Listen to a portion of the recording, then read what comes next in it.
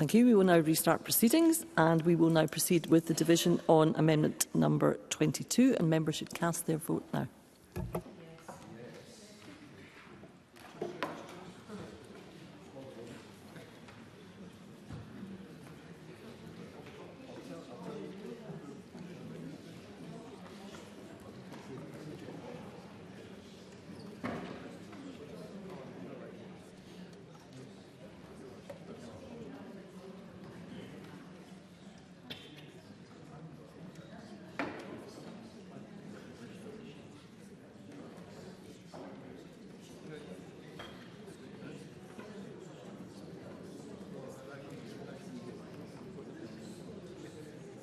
The vote is now closed.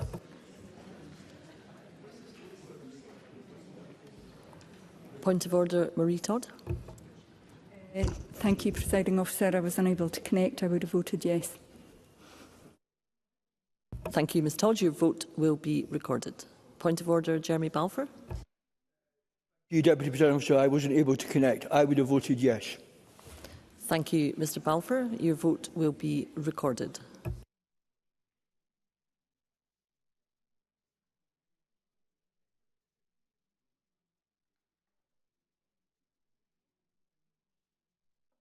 Point of order, Sharon Dowie.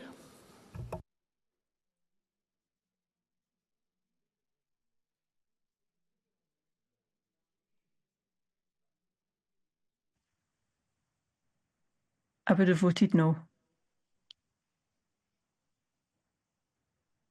Thank you, Ms Dowie. Your vote will be recorded.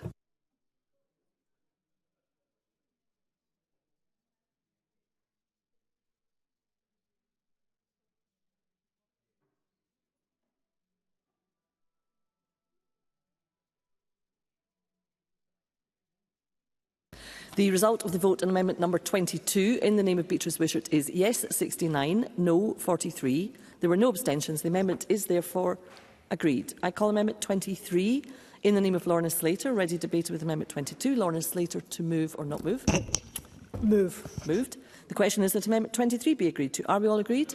The Parliament has not agreed. There will be a division and members should cast their vote now.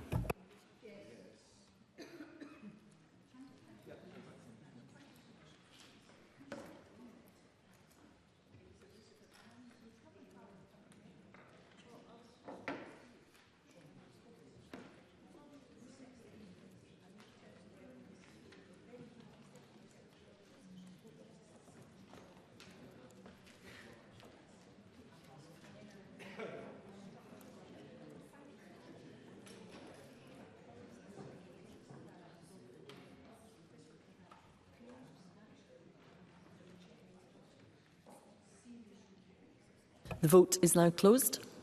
Point of order, Edward Mountain. Sorry, Presiding Officer, my device wouldn't connect. I would have voted no. Thank you, Mr Mountain. Your vote will be recorded. Point of order, Sarah Boyack. Thank you, Presiding Officer. I think I've just checked. It did work. It just asked me twice to vote. Thank you. I believe your vote was recorded, Ms Boyack.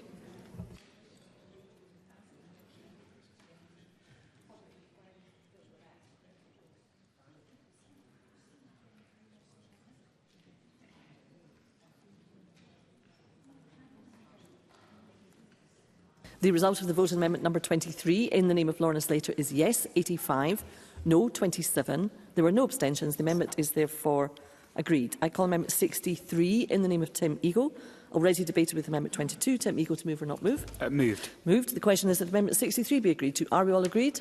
The Parliament has not agreed. There will be a division and members should cast their vote now.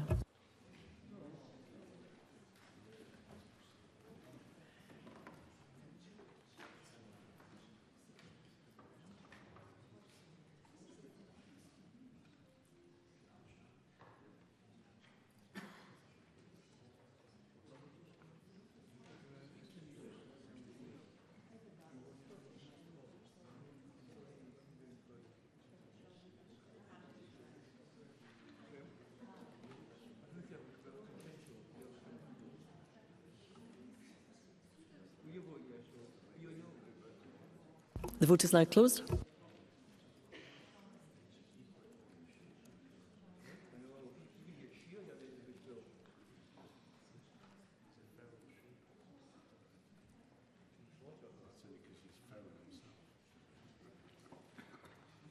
The result of the vote on amendment number 63 in the name of Tim Ego is yes 44, no 68. There were no abstentions. The amendment is therefore not agreed. I call amendment 46 in the name of Mercedes Villalba, already debated with amendment 22. Mercedes Villalba, to move or not move? Move. The question is that amendment 46 be agreed to. Are we all agreed? Yes. The Parliament is not agreed. There will be a division and members should cast their vote now.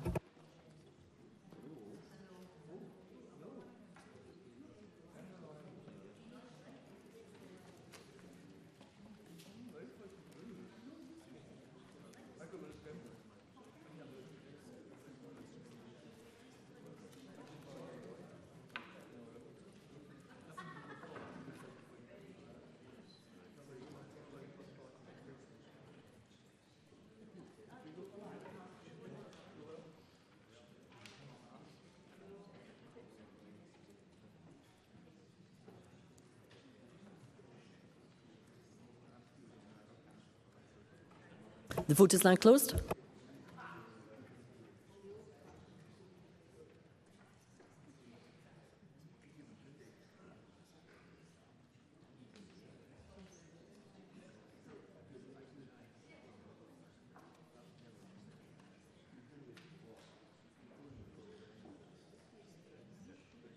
The result of the vote on amendment number 46 in the name of Mercedes Villalba is yes 24, no 86. There were no abstentions. The amendment is therefore not agreed.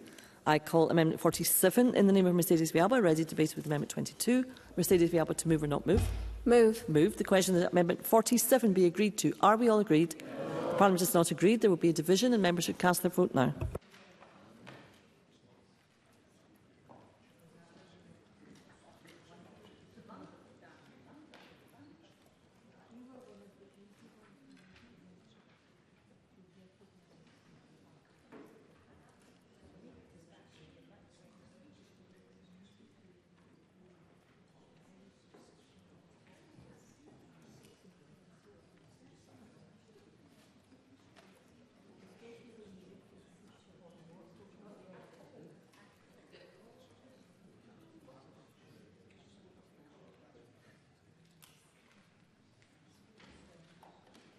The vote is now closed.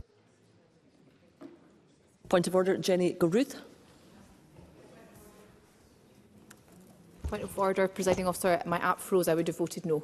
Thank you, Ms Gilruth. Your vote will be recorded.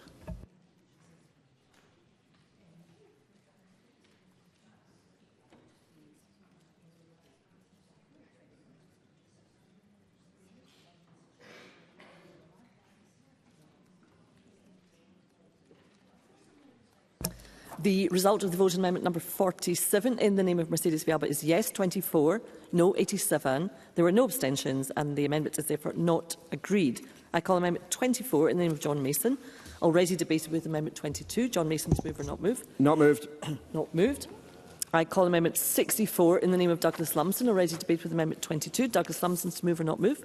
Moved. Moved. The question is that amendment 64 be agreed to. Are we all agreed? Parliament is not agreed. There will be a division and members should cast their vote now.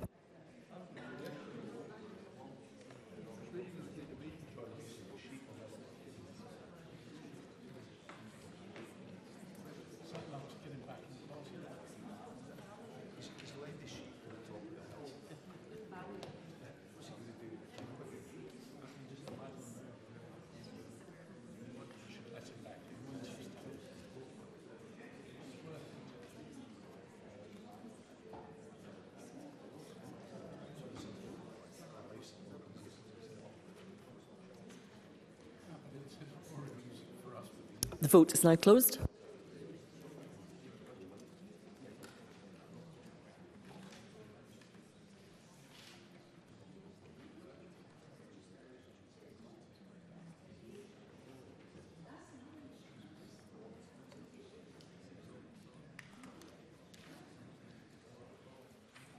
The result of the vote on amendment number 64 in the name of Douglas Lumsden is yes 25, no 86. There were no abstentions. The amendment is therefore not agreed. I call amendment 65 in the name of Sarah Boyack, already debated with amendment 22. Sarah Boyack, to move or not move? Moved. Moved. The question is that amendment 65 be agreed to. Are we all agreed? Yes. The Parliament is not agreed. There will be a division and members should cast their vote now.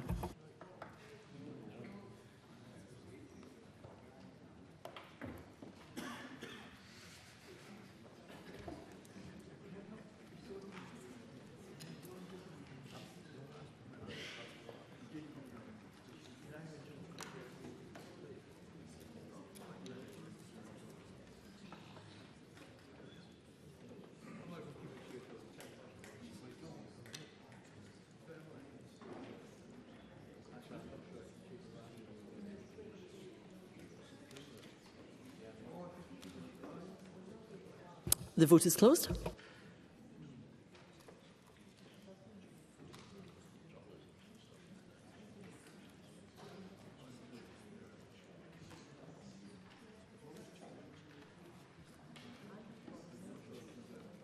The result of the vote on amendment number 65 in the name of Sarah Boyk is yes 26, no 86. There were no abstentions. The amendment is therefore not agreed. I call amendment 66 in the name of Ariane Burgess, already debated with amendment number 22. Ariane Burgess, to move or not move? Moved. Moved. The question is that amendment 66 be agreed to. Are we all agreed? Yes. The Parliament is not agreed. There will be a division and members should cast their vote now.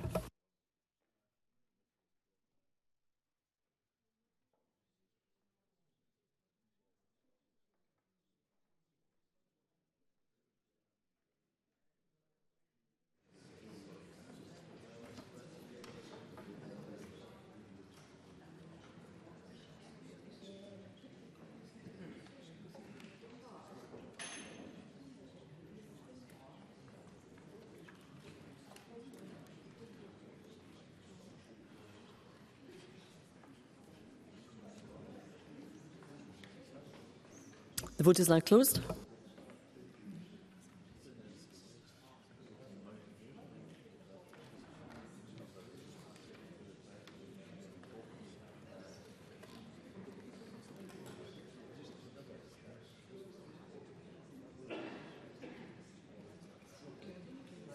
The result of the vote on amendment number 66 in the name of Ariane Burgess is yes 7, no 92. There were 13 abstentions. The amendment is therefore not agreed. I call amendment 67 in the name of Sarah Boyack, already debated with amendment 22. Sarah Boyack, to move or not move? Moved. Moved. The question is that amendment 67 be agreed to. Are we all agreed? The Parliament is not agreed. There will be a division. Members should cast their vote now.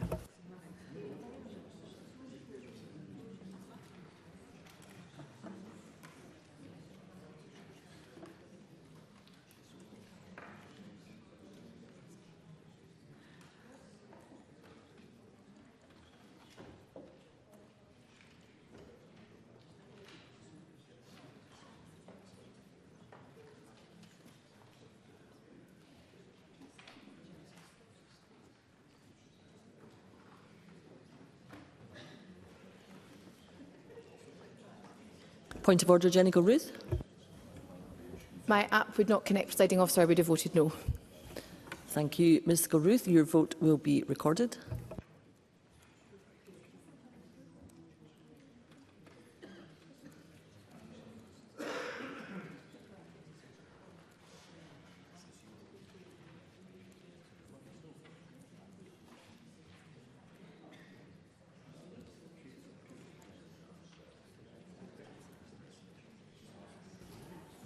Thank you. The result of the vote on member number 67 in the name of Sarah Boyk is yes 24, no 86. There were no abstentions. The amendment is therefore not agreed. I call amendment 25 in the name of John Mason, already debated with amendment 22. John Mason, to move or not move? Not moved. Not moved. I call amendment 26 in the name of John Mason, already debated with amendment 22. John Mason, to move or not move? Not moved. Not moved. The question is that amendment 27 in the name of Mark Ruskell, already debated with amendment 22. Yeah, that's what I'm doing. Mark Ruskell, to move or not move? Moved. Thank you. The question is that amendment 27 be agreed to. Are we all agreed? Yes. Are we all agreed? Yes. The Parliament is agreed and amendment 27 is therefore agreed to. I call amendment 68 in the name of Sarah Boyack, already debated with amendment 22. Sarah Boyack, to move or not move? Moved. Moved. The question is that amendment 68 be agreed to. Are we all agreed? Yes. The Parliament is not agreed. There will be a division and members should cast their vote now.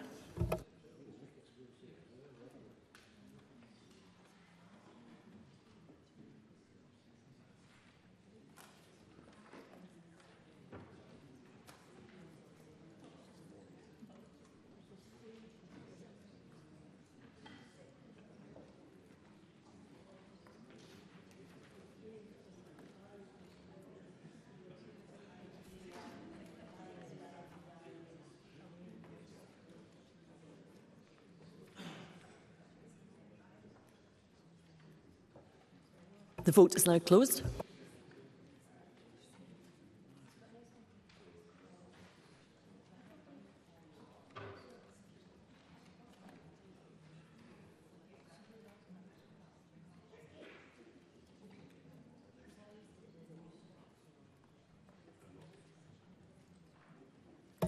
The result of the vote on amendment number 68 in the name of Sarah Boyce is yes 48, no 61. There were no abstentions. The amendment is therefore not agreed. I call amendment 69 in the name of Sarah Boyce, already debated with amendment 22. Sarah Boyce, to move or not move? Moved. Moved. The question is that amendment 69 be agreed to. Are we all agreed?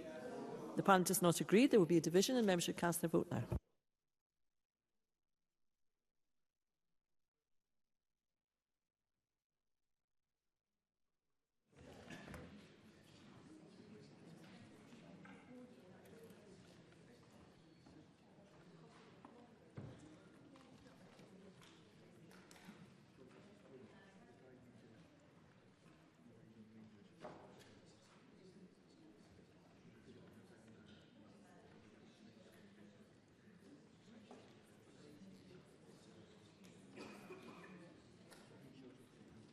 The vote is now closed.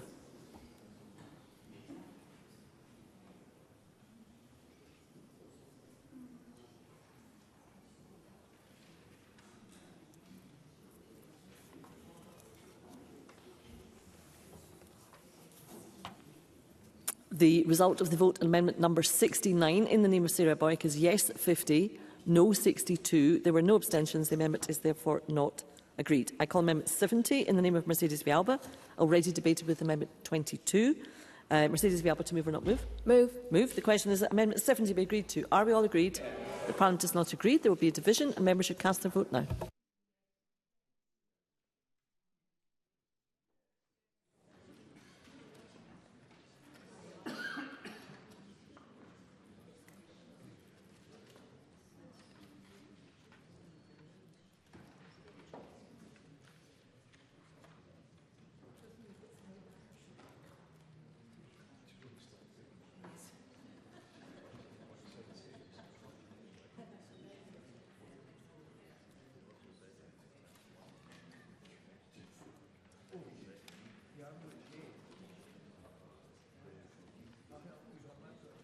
The vote is now closed.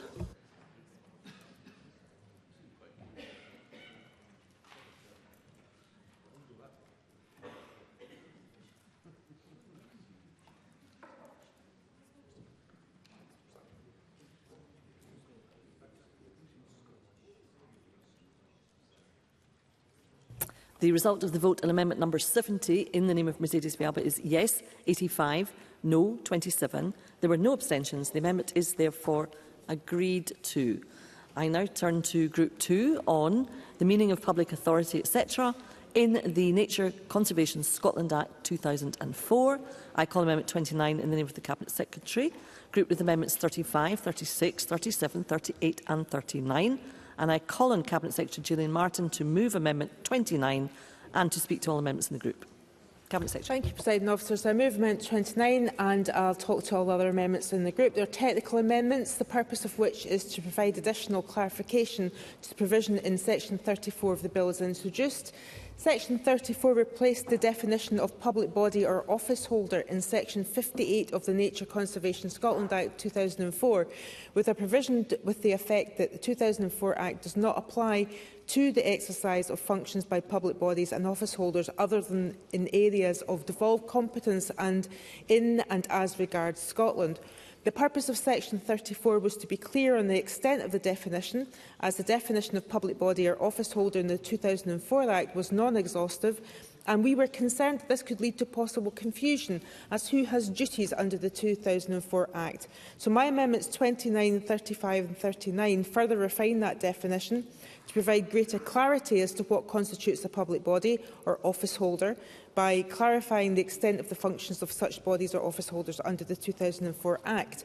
And this is in response to feedback around potential unintended consequences around how the provisions are intended to interact with Part 2 of the 2004 Act and the protection of sites of special scientific interest. It is my intention that the level of protection currently afforded to SSSIs is to remain unchanged by this bill, and my amendments make sure that that's achieved. Section 34, as amended by the amendments in Group 2, simply sets out explicitly for the purpose of making the 2004 Act easier to read for the layperson, the bodies and office holders upon whom functions are imposed under the 2004 Act. Thank you.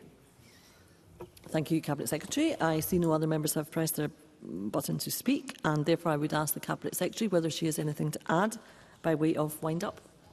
Nothing to add. Thank you, Cabinet Secretary. The question is that Amendment 29 be agreed to. Are we all agreed?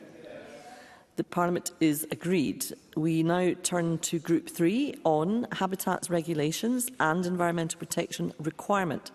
I call Amendment 30 in the name of the Cabinet Secretary, grouped with Amendments 31, 31A, 31B and 44, and I call on Cabinet Secretary Gillian Martin to move Amendment 30 and to speak to all amendments in the group. Cabinet Secretary. Thank you, Presiding Officer. So I'll move Amendment 30 and speak to my own amendments 30 and 44, which are minor technical amendments, before turning to the rest of the amendments in this group. Amendment 30 removes a redundant provision in the bill. Part 1B of the bill was agreed to at stage 2, and the intention was for this provision to apply to Part 2 of the bill. However, as the entirety of Part 2 of the bill was removed at stage 2, this provision now has no practical effect and is therefore unnecessary. Amendment 44 updates the long title of the bill by omitting the reference to a power to modify EIA and habitats regulations, as this power was removed from the bill by amendment at stage 2.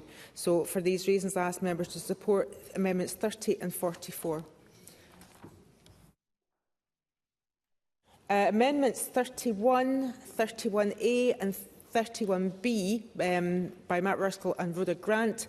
I understand and appreciate the intentions behind Amendments 31A, 31 and 31B. I know they're all well-meaning and simply seek to ensure that our protected areas are delivering for biodiversity. However, regrettably, the nature of the obligation imposed on policy officials in the Scottish Government by these amendments is significant and administratively burdensome. Amendment 31 requires guidance to be published both on the interpretation and the implementation of the Habitats regulations. Now, the Habitats regulations are far-reaching and cover a wide range of subject matters over and above our protected sites. There was already a very large volume of guidance produced by a range of bodies. This amendment requires the Government to produce new guidance on every aspect of Habitats regulations and, in doing so, review all of the existing guidance. And my concern is that this will be a very significant undertaking and risk resources being diverted to produce guidance in areas where it's not needed and, crucially, away from tackling the things that we know will deliver the biggest benefits for nature. And I'm sure that's not the intention behind these amendments. I have said many times during the passage of this bill that I want government to focus on delivery and not to needlessly divert resources from that. Amendment 31B would require the establishment of an independent working group to provide advice to ministers on guidance. And whilst I can't support these amendments, given their very wide scope, I do welcome the suggestion of the establishment of a working group to provide advice to ministers on how we can make our protected sites more effective. I also agree that it would be helpful to consult on any new guidance to ensure we obtain the views of a wide range of organisations and individuals involved with our protected sites. So I'm grateful to Mark Ruskell and Rhoda Grant, as well as stakeholders like Scottish Environment Link and the Woodland Trust, for their constructive engagement on these issues in advance of today's debate and willingness to work with the Government on a solution in light of the concerns that were raised. Therefore, if members are willing not to press these amendments, I can commit to establishing a short-life working group in 2026, which will be formed of independent experts with appropriate ecological expertise. And the group will consider where we need new guidance on the Habitats regulations and provide advice to ministers on where that guidance will help us to achieve our biodiversity ambitions. Once that advice is received, I would then consult on that guidance to ensure all those with an interest will have the opportunity to comment. Thank you. Thank you, Cabinet Secretary. I call on Mark Ruskell to speak to Amendment 31 and other amendments in the group. Mr Ruskell. Thank you, Deputy Presiding Officer. It's clear that the majority of the committee agreed that there were problems with Part 2 of the bill as introduced. It would have given ministers extensive powers to rewrite environmental protections, including the habitat regulations. And there was a lack of clarity from government about why such extensive powers were needed. Few clear examples of how they would be used or what problems the new powers would solve were provided to the committee. Members were asked to put a lot of trust, not only in this government, but all future governments, that these powers would be used widely.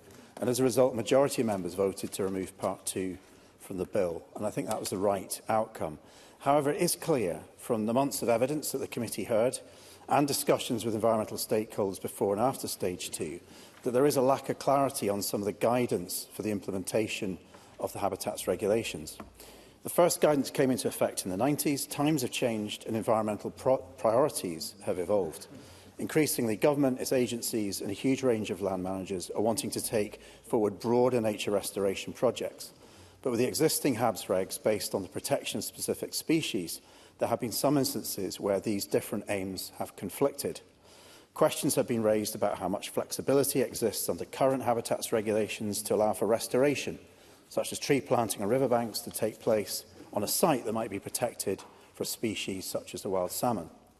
So the intention behind 31 is to require the government to review existing regulations guidance with these new environmental goals in mind, to establish what degree of flexibility exists within the guidance, while not taking the original approach of opening up the entire habitats regulations to the broad changes by ministers at their discretion. It would be a nutcracker to crack a nut rather than a sledgehammer. So I welcome the comments from the Cabinet Secretary, particularly around the setting up of a working group to look in detail at this as a specific issue.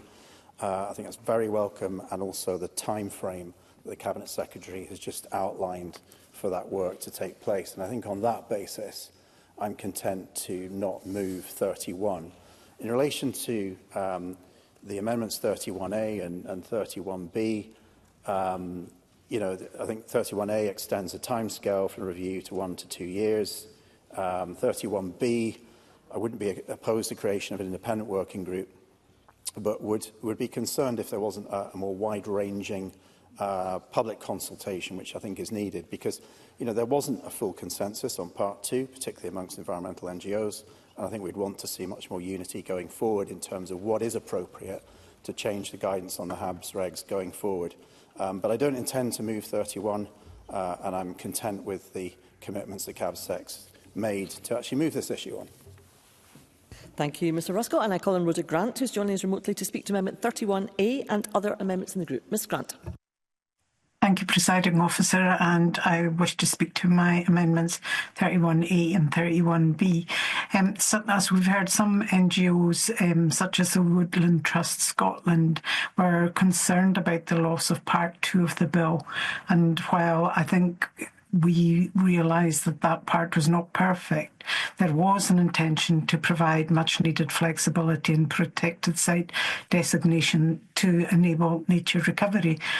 And when that was removed, because other NGOs were very concerned about it being far too broad, the Woodland Trust sought to work with MSPs to develop a much more targeted set of powers to enable nature recovery or habitat restoration. But we couldn't reach agreement with the NGOs, and therefore I looked at strengthening Mark Ruskell's amendment instead. We would want guidance to be comprehensive, detailed and impartial, based on the findings of an independent working group of experts. And I think that is what the Cabinet Secretary has agreed to do.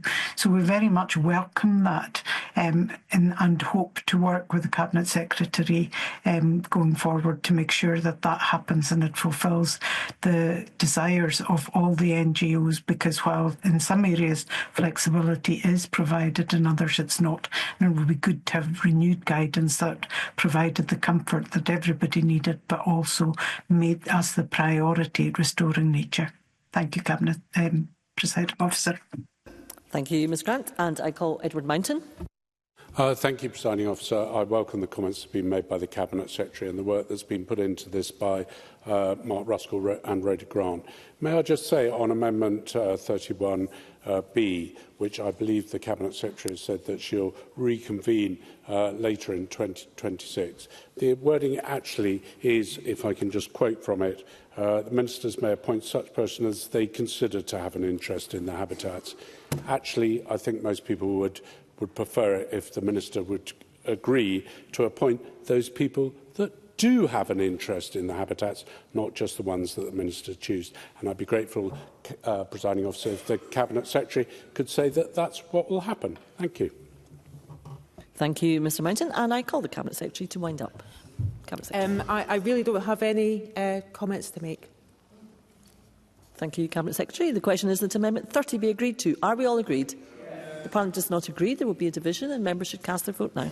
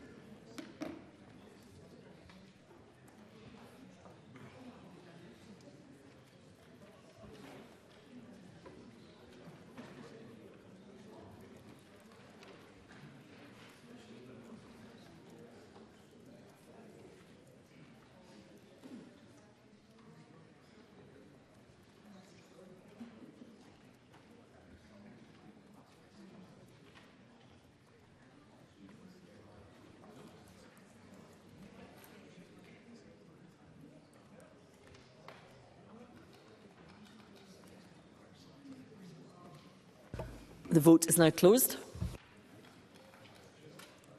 Point of order, Craig Hoy. Froze. I would have voted no. Thank you, Mr Hoy. Your vote will be recorded.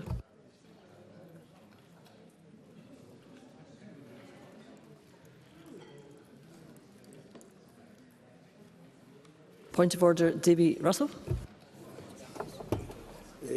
I couldn't connect there, Presiding Officer. I would have voted yes. Could you please repeat that for the microphone? I would have voted yes. Thank you, Mr Russell. Your vote will be recorded.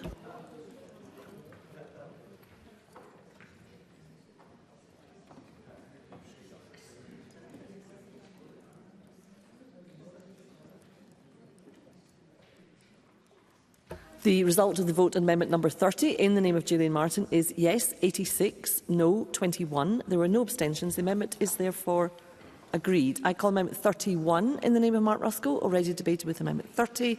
Mark Ruskell, to move or not move? Not moved. Not moved. So we therefore now turn to Group 4 on national parks. I call amendment 48 in the name of Emma Harper, grouped with amendments 71, 72, 73, 32, 74, 75, 76 and 77. And I call on Emma Harper to move amendment 48 and to speak to all the amendments of the group. Ms Harper. Thank you, Presiding Officer. I will just speak to my amendment in the group because I am not wanting to delay Chamber any extra by addressing other amendments. So my amendment number 48 amends the National Park aims by introducing a new provision to encourage sustainable and regenerative agriculture within those aims. I believe it's vital that we do everything we can to promote and support sustainable and regenerative practices within our national parks. In particular, recognising the important role traditional farming systems have played in shaping and maintaining our landscapes. Doing so is essential in order to manage these special places sustainably while supporting food production and enabling rural communities and businesses to thrive. During the consultation for a national park to be taken forward in Galloway, I know there were concerns raised by some of the farmers, including the dairy farmers, about how a national park would impact their businesses. But this amendment, this demonstrates that we understand that sustainable and regenerative agriculture is really important to have in the aims, and farming is an integral part in our national parks. This amendment is about recognising that fact and signalling that integrated land use in national parks needs farming. It needs farmers. We have already seen good examples of this through the establishment of the Cairngorms Future Farming Initiative and the Resilient Farm Network in Loch Lomond and the Trossachs. So for these reasons, I ask members to support amendment number 48. Thank you. Thank you, Ms Harper. I call on Tim Eagle to speak to Amendment 71 and other amendments in the group. Thank you, Presiding Officer. So it's just one amendment for me, Amendment 71 in this group. My immediate concern at stage 2 of this bill was the fact that we were looking to change aims, for example, in national parks, but yet we've never really done a formal review, and I thought that was something that we were lacking. But having said that, I wish to thank the Cabinet Secretary for working with me on my Amendment 71, which will add economic growth to the aims for national park. it was vital for me that the importance of economic growth to local populations was clearly on the face of the bill, because national parks are not only places of outstanding national beauty and heritage, they are also home to communities and businesses who rely on them for their livelihoods, communities that I am keen to show that we support. For that reason, I encourage members to support Amendment 71. Thank you. And I call Sarah Boyack to speak to Amendment 72 and other amendments in the group. Ms Boyack. Thank you, Presiding Officer. I have got 5 amendments in this grouping, and I feel strongly that they should be passed, because these are our chance to improve and strengthen our national parks for the long term. And I think it's so appropriate that we were debating amendments in this group today. I'm proud to have been the Cabinet Secretary who introduced our national parks with the first legislation that we prepared for our first 2 national parks in the first term of Parliament. But I think things have moved on, and I think it's really important that we take the opportunities of this legislation to bring it up to speed. My Amendment 72 amends the national park aims to ensure that sustainable development, community prosperity, health and well-being and the provision of housing for people that live and work in our national parks are all recognised as being part of those aims. And I think it's essential that national park authorities and other public bodies support the vibrant communities at the heart of our national parks, because they're not only areas of outstanding beauty, they're areas where people work and build their lives. And at present, the National Parks legislation doesn't specifically require ministers to seek expert advice on the rationale for national park designations before formally proposing a new national park. And I think there are lessons to learn in the last few months, because for many of us, we would love to have seen a 3rd national park introduced in Scotland, but lessons need to be learned. I do very much want to thank the Cabinet Secretary and her staff for their support in drafting my proposed amendments 73, 74 and 75, because I do think they will strengthen the legislation.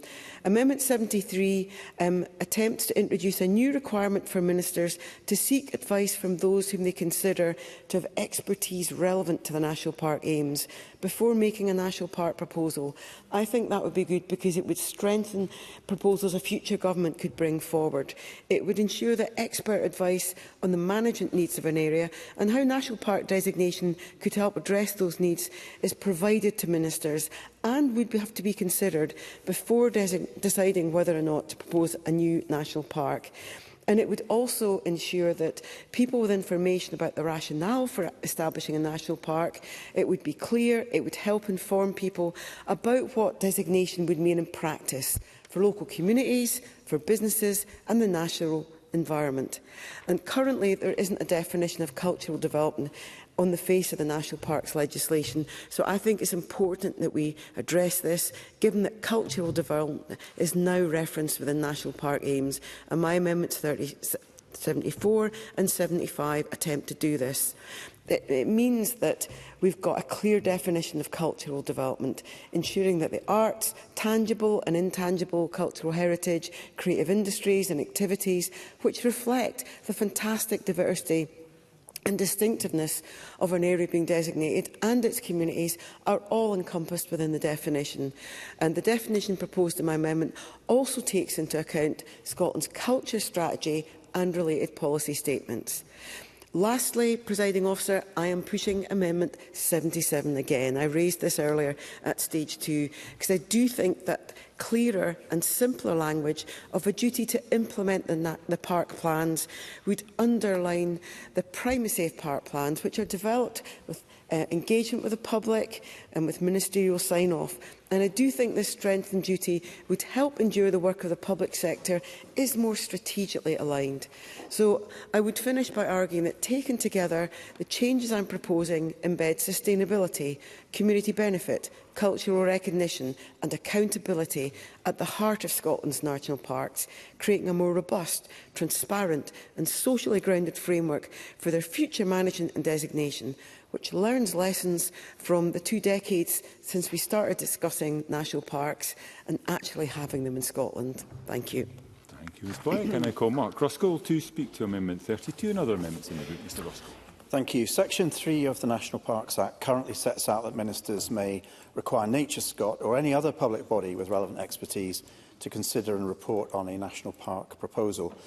I believe, however, that ministers should have the flexibility to be able to appoint either an independent person or organisation or a public body as the reporter in that process, depending on what is considered most appropriate in the circumstances. So my Amendment 32 modifies the National Parks legislation to provide that flexibility. If I can just briefly address Sarah Boyack's Amendment 77 as well, I believe it's right that public bodies actively implement those national park plans. So the amendment that she brings forward is very similar to amendments that I also moved at stage 2, and I'm hoping that can be reflected in the legislation. Thank you. I call Ross Greer to speak to Amendment 76 and other amendments in the group. Mr. Greer. Thank you, Presiding Officer. This amendment, seconded by Jackie Bailey, comes from the experience of the Save Loch Lomond campaign. Given the length of time of proceedings today, I am not going to recount the whole decade-long saga that has led us to this point, but I do just want to talk about September 2024. Because that's when the board of the National Park, Loch Lomond and the Trossachs National Park, made their decision on the Flamingo Land application. They made that decision at the end of a very long day, a day that included a site visit. The local residents and any other interested party was welcome to take part in, and at the end of a public hearing, a hearing where not just residents and elected representatives like ourselves, but experts like the Woodland Trust were also able to give representation to the board of the National Park so that they could make a decision with the full possession of the facts. They, with those facts, unanimously rejected Flamingo Land's mega resort application. Flamingo Land then appealed that decision, which they have every right to do, but a Scottish Government official then made the decision to grant that appeal, a decision that's since been reversed, but made the decision to grant that appeal having heard from absolutely no one in the local community, having spoken to none of the expert stakeholders, and so far as I'm aware, having not even engaged with the National Park's own planning officers, resulting in what I believe was a fundamental misunderstanding of the expert conclusions that the park themselves had come to. So that's what's brought me to moving this amendment today. It's a simple amendment. It just requires that any major or national development within the park boundaries that goes to an appeal must be subject to a public hearing. Not a full public inquiry, that option is there if it's necessary, but at a minimum, any major or national development should be subject to a public hearing at appeal stage before a decision is made. And it is only on those large, significant developments. This is not needed every time someone in Luss wants a conservatory in the National Park, knocks them back. It is just for developments on the scale of Flamingo Land, because communities deserve the opportunity to have their say, and officials and ministers should have the opportunity to hear from experts, whether it's experts on the basis of living locally or experts in the subject matter under discussion. It's a simple change. It doesn't tie anyone's hands in relation to the outcome. The appeal could be rejected or granted. It just ensures that those voices, the voices of key stakeholders, are heard. Because officials are not infallible, it's important to hear from those with direct knowledge of the application at hand. And this also recognises that our national parks are special. We should apply slightly higher standards for major and national developments within the parks compared to the standards that we would apply elsewhere. I don't need to tell members of the scale of the national campaign to save Loch Lomond. It's far beyond just a community campaign now.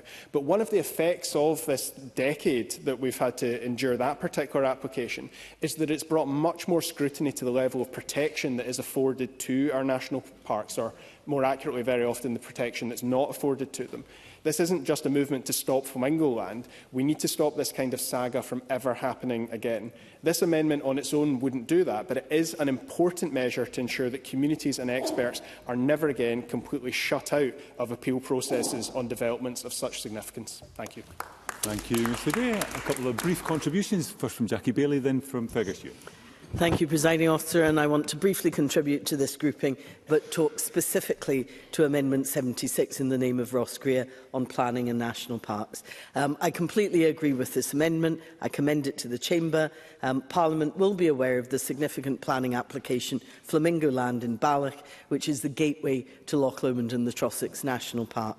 Ross Greer, and I commend him for doing this, started a petition that attracted thousands of signatures opposing the application.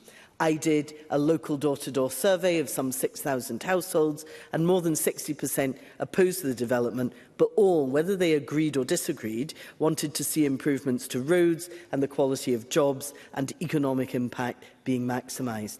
Now, in considering the application from Flamingo Land, the National Park did pay due regard to planning policy. They paid due regard to the view of statutory consultees such as SEPA and the concerns of the local community. In contrast to what we're seeing now, they held public hearings, they held a site visit. They considered expert planning advice from their own staff, many of who live in the national park, and they decided unanimously to reject Flamingo Land. Given that background, it is astonishing that a single reporter decided we should support the proposal. Ministers under pressure in advance of a vote in Parliament called it in, and I welcome that. But now the application is back in front of the same reporter, and my understanding the report is now with the Minister. At no stage from when the reporter first considered the appeal to now has he had a public hearing. Not one. Yet there are lots of public hearings about all manner of planning appeals on proposals of far less strategic significance. And frankly, I find that appalling and a denial of democracy. It is important that community concerns are heard and are considered. We created national parks to protect and conserve some of our most beautiful scenery and environment. It is right, therefore, that when applications are appealed, significant applications, that there is a public hearing as part of the determination process. I urge the Chamber to support Amendment 76. Thank you. I call Fergus Ewing. Convener, I wanted to speak briefly to advise caution in respect of Emma Harper's amendment, which is very well intentioned, but to do so on the basis of having had the experience of having lived in and represented people in a national park since their inception. Mr Eagle is entirely right that there should be, and there should have been, an independent review of how the existing parks work before there is any movement to establish new parks. And frankly, the whole process about finding a new park was a complete waste of money, an utter shambles, and I predicted from the outset that the people in Galloway would wisely reject it. Presiding Officer, people talk here about the national parks as if they're an untrammelled good, motherhood and apple pie. I can tell you that's not how many people in Strathspey, for example, consider the relations with the national park. And if they're given powers to control farming, whilst regenerative farming sounds like a good idea, what I think will happen is that people working for the National Park who are unfamiliar with farming, who may not have expertise or even experience of farming, will be placed in a position of power over farmers. There has already been the establishment of the Cairngorm Farmers Group as a result of the conflict about the way in which the beaver reintroduction was phased. And in a community forum, members may be interested to know that in Aviemore Community Forum, in an opinion survey, when asked, do you think the National Park is performing well, 444 people said no, 10 people, 3%, said yes. So those members who may be disinclined to believe everything that I say, for reasons which have always escaped me, of course, I would say tack tent. If someone proposes a national park for your area, be afraid, be very afraid. Thank you. I now call the Cabinet Secretary, Marie Goujon. Thank you, Presiding Officer. I think firstly on Emma Harper's Amendment 48, Tim Eagle's 71 and Sarah Boyack's 72, all of the elements outlined in these amendments are important to ensure that we have thriving communities within our national parks, so I'm happy to support them and would encourage all members to do the same. Sarah Boyack's Amendment 73 introduces a requirement for ministers to seek expert advice before making a proposal for a new national park, and again, for the reasons that were set out by the member, again, I'm happy to support that amendment. Now, Mark Ruskell's Amendment 32 modifies the National Parks legislation by allowing ministers to appoint either a public body or an independent person or organisation with expertise relevant to the national park aims to consider and report on a national park proposal. I was pleased to have further discussions with Mark Ruskell after stage 2 on this amendment, and I'm happy to support it. And I am also happy to support Sarah Boyack's amendments 74 and 75, 5, which insert that clear definition of cultural development into the National Parks Act. So with that, I am delighted to, on the whole, support the vast majority of Sarah Boyack's amendments in this group, especially since the legislation seems to be coming full circle for her with this grouping and with this legislation. However, I would just say on Amendment 77, I know that we did discuss this further after stage 2. I recognise this is the same as the previous amendment, and I think, as I said at committee then, I believe that the language that we've used in the bill does provide the right balance between the requirement to implement actions within national park plans and other duties and the considerations that public bodies may have. So, unfortunately, I can't accept this amendment and would ask members not to support it. And then, finally, turning to Ross Greer's Amendment 76. Now, ultimately, this would undermine the established principle of taking a proportionate approach to the appeals process, and it would effectively create a two-tier system whereby the procedural requirements for planning appeals in national parks are then different to elsewhere in Scotland.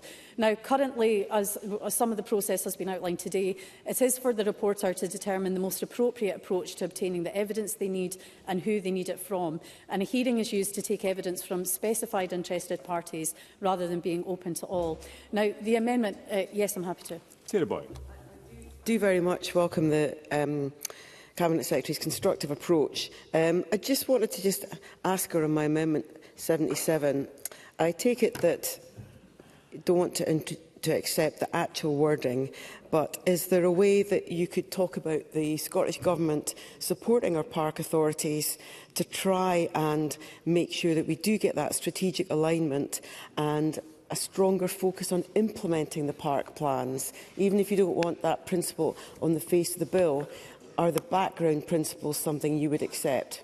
Always through the chair. Absolutely. I think, again, because when it came to Amendment 77, it was ultimately about trying to get the balance of language right. And I think this was part of the discussion that we'd had prior to introducing this measure, as well as during stage 2. Now, I know that there is an awful lot of engagement as it stands between the National Park and other public authorities, particularly in development of the park plans. And I would be expecting, and I think that actually came through the evidence that the committee heard too, that they would be working together to further those objectives, the objectives which collectively as bodies they've ultimately agreed. So again, I absolutely appreciate where Sarah Boyack and I think Mark Ruskell had amendments in relation to this at stage 2 as well, are coming from in relation to the principles of the amendment. But again, I do think the balance that we've got in the legislation with the language used is right.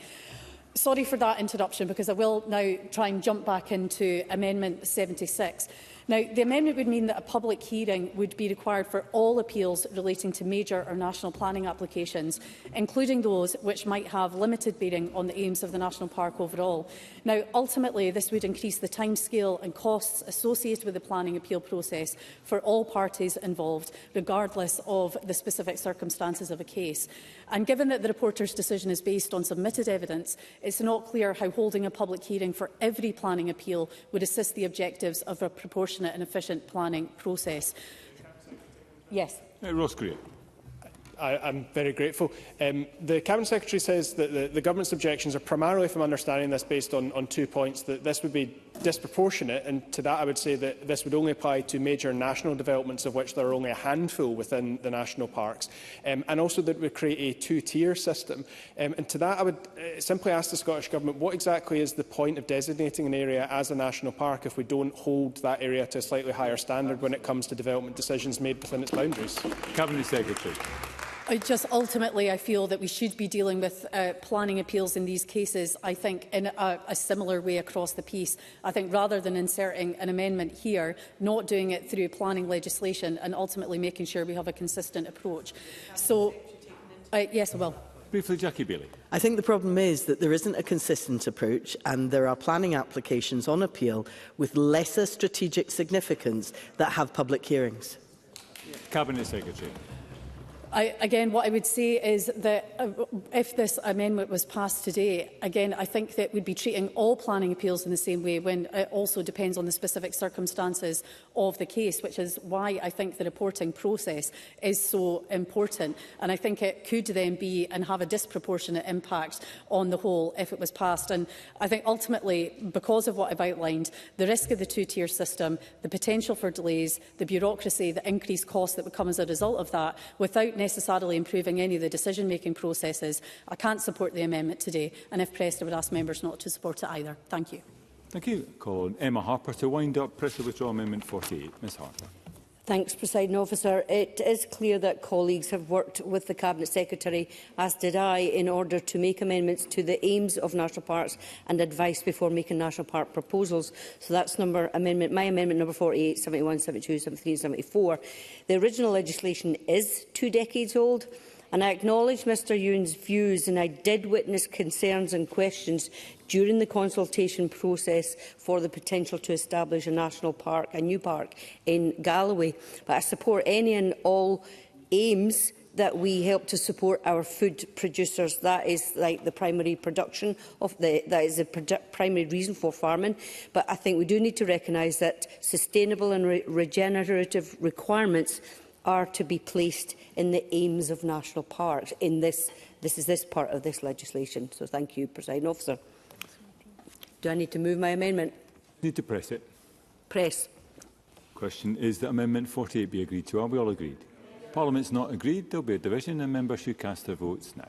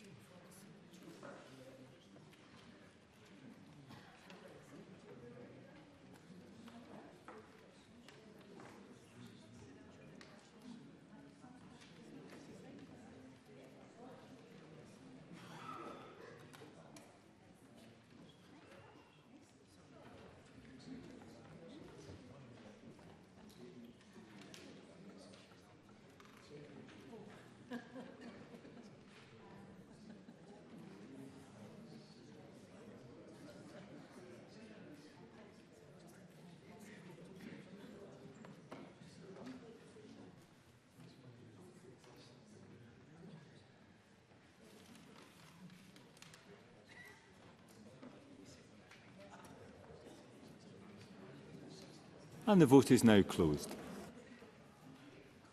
Point of order, Kenneth Gibson. Thank you, Presiding Officer. I would have voted yes. Thank you, Mr Gibson. I'll make sure that is recorded.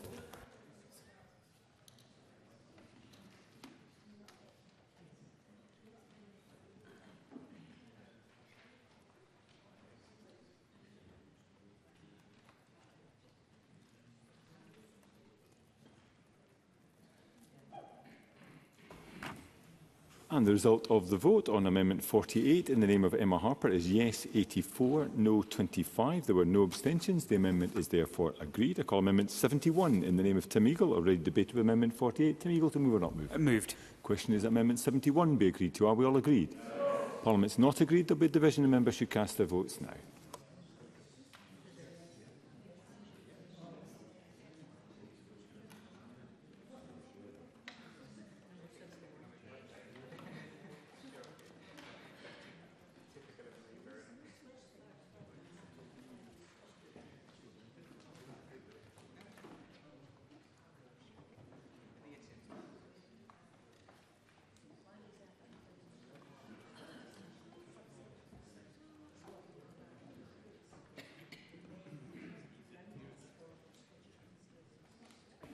And the vote is now closed.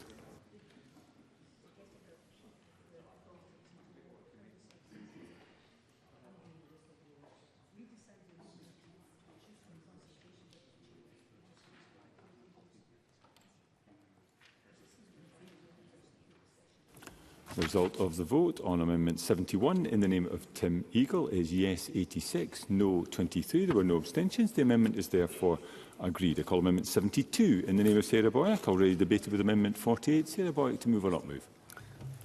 Moved. Question is that Amendment 72 be agreed to. Are we all agreed? Parliament is agreed. I call Amendment 73 in the name of Sarah Boyack. Already debated with Amendment 48. Sarah Boyack, to move or not move? Moved. Question is that Amendment 73 be agreed to. Are we all agreed? Parliament is agreed. I call Amendment 32 in the name of Mark Ruskell. Already debated with Amendment 48. Mark Ruskell, to move or not move? Moved. Question is that Amendment 32 be agreed to. Are we all agreed? Parliament's not agreed. There will be a division and members should cast their votes now.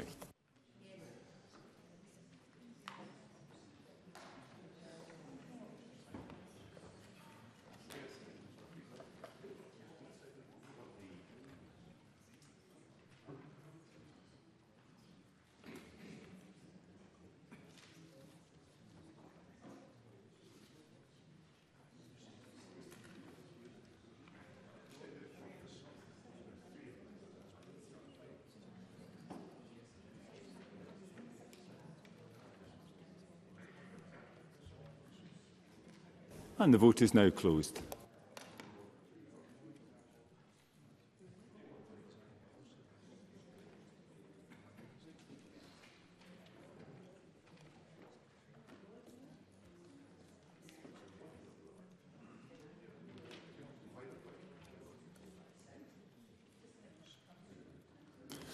And the result of the vote on Amendment 32 in the name of Mark Ruskell is yes 84, no 25. There were no abstentions. The amendment is therefore agreed. Call Amendment 74 in the name of Sarah Boyack, already debated with Amendment 48. Sarah Boyack to move or not move? Moved. The question is that Amendment 74 be agreed to. Are we all agreed?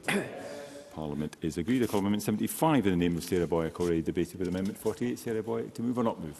Moved. The question is that Amendment 75 be agreed to. Are we all agreed? Parliament is agreed. I call Amendment 76 in the name of Ross Greer, already debated with Amendment 48. Ross Greer to move or not move? Move. The question is that Amendment 76 be agreed to. Are we all agreed? Yes. Parliament is not agreed. There will be a division and members should cast their votes now.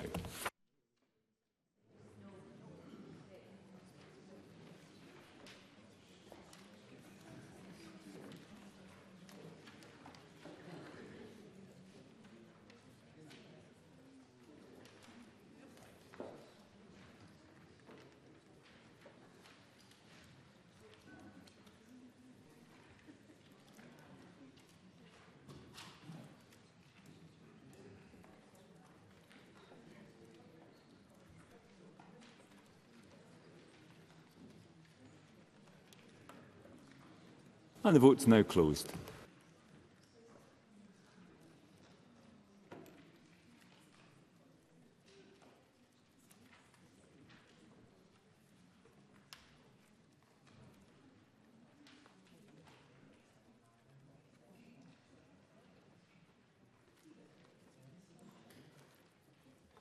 And the result of the vote on Amendment 76 in the name of Ross Greer is yes 52, no 58. There were no abstentions. The amendment is not agreed.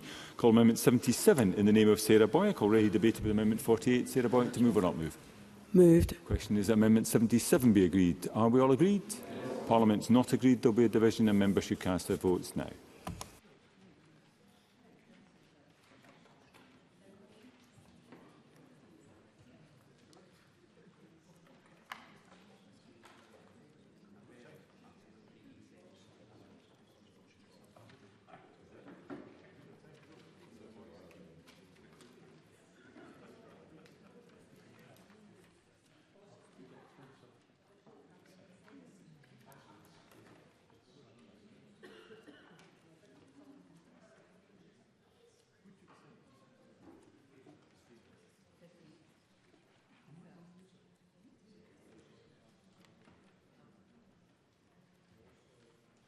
And the vote is now closed.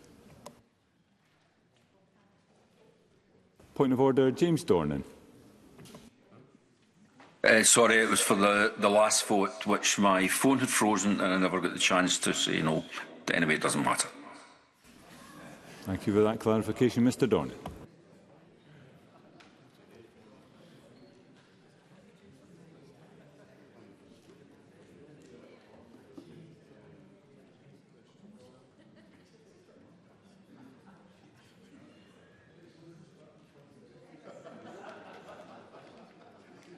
And the result of the vote on Amendment 77 in the name of Sarah Boyack is yes 25, no 85. There were no abstentions. The amendment is therefore not agreed, which takes us to Group 5, Management and Control of Deer.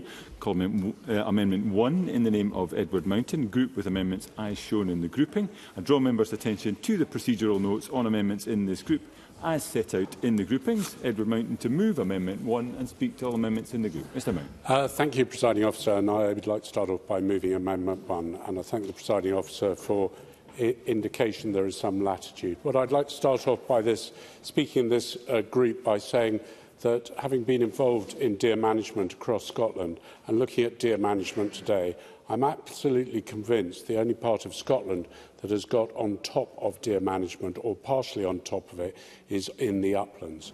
As far as low ground and woodland management, deer, in my mind, remain significantly out of control. Therefore, deer management is important. Amendment 1, which is, to me, defines what deer native to Scotland are. Just to say dear native to Scotland would suggest that whoever drafted the bill had no idea what the deer in Scotland are.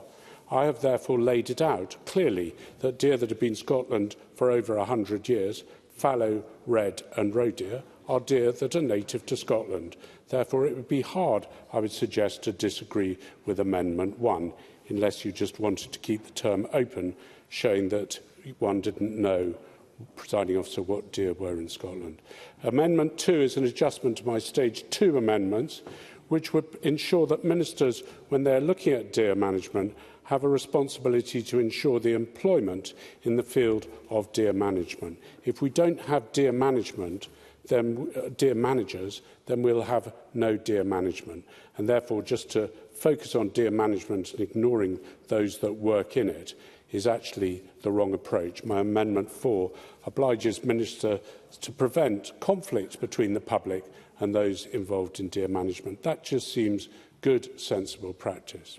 Amendment 3 qualifies that deer management must be carried out in a humane way, placing a duty on ministers to ensure that it is. Again, this is a simple amendment, and I can't see why anyone would disagree with ensuring that deer management was humane.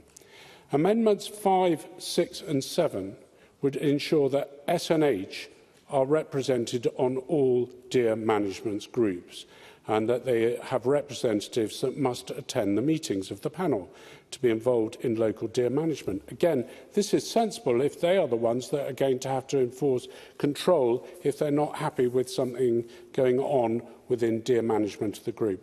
Now, I've been involved in deer management groups for many years, Minister and Presiding Officer, and what I would say is that where SNH attend deer management groups, it significantly helps the group work together and prevents SNH coming out of the blue and making recommendations without the knowledge of what's been going on. Now, Amendment 78 is about the reintroduction of closed seasons for male deer. Now, I know this is an issue that I've campaigned on, and I acknowledge the fact that Lorna Slater acknowledges the fact that I did a significant amount of work on this. It's what I call the Bambi Amendment.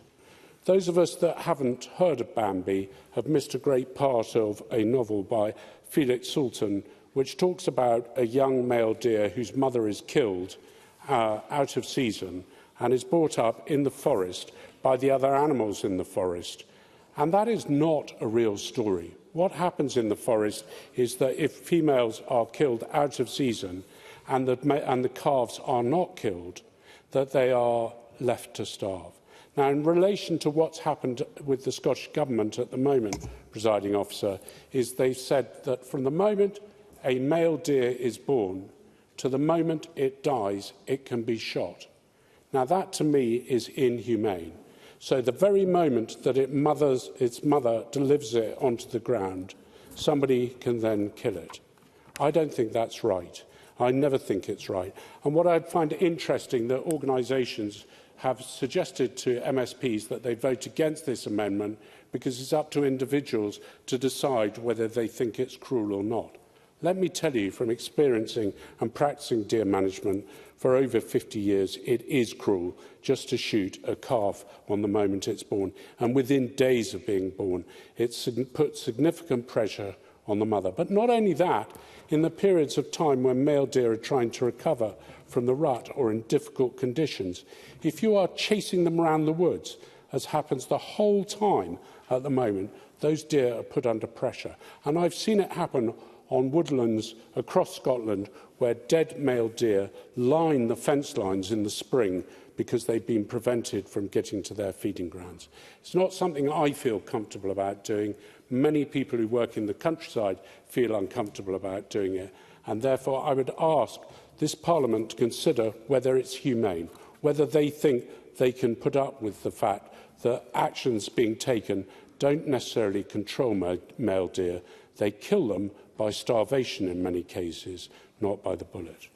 Now, Amendment 8 would remove the requirement for SNH to articulate the circumstances in which they would intervene in the management of deer. Now, I've done that for a reason, because I think that SNH need to be involved in the group, as I've said earlier, within the deer management groups. So they're actually part of it, so they've already articulated it.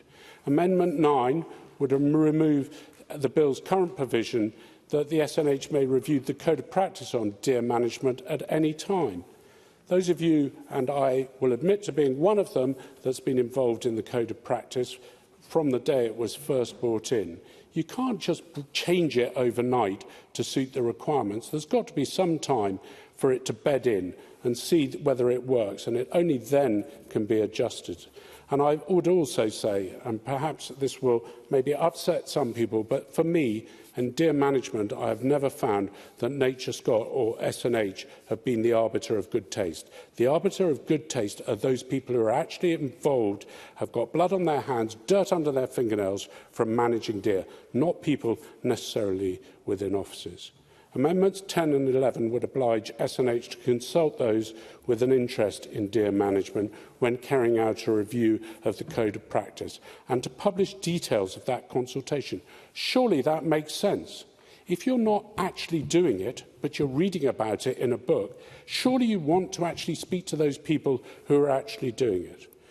Now, Amendment 80 would reduce which ties in with Amendment 8 and 9, would reduce the review period of the Code of Practice from 10 to 5 years. That means that rather than just doing it on an arbitrary basis, we reduce the time that it is allowed to stand for before a review could be carried out. Now, Amendment 12 omits the entire section on the proposed changes to the Code of Practice. That makes sense if the other amendments are passed. Amendment 81 allows SNH to intervene to prevent the damage of deer only after it has considered other measures to protect public safety. Now, I say this for the simple reason. I remember being involved in a survey along some of the roads in the Highlands where SNH said the number of deer along the edge of the roads was far too high. Well, it was too high, but why was it too high? It's because the grass along the roadside edges was covered in minerals such as salt, which attracted the deer in, and there was no proper fencing. And the consequent effect to the public safety was not because the deer was there. We knew the deer were there. What we knew was happening was people were driving far too fast along those roads, ignoring the signs that the Scottish Government have instructed Transport Scotland to put out across the Highlands to say that deer will be on the roadside edge. Now, Amendment 83 regulates the ground for Nature Scotland to intervene in the management and control of deer.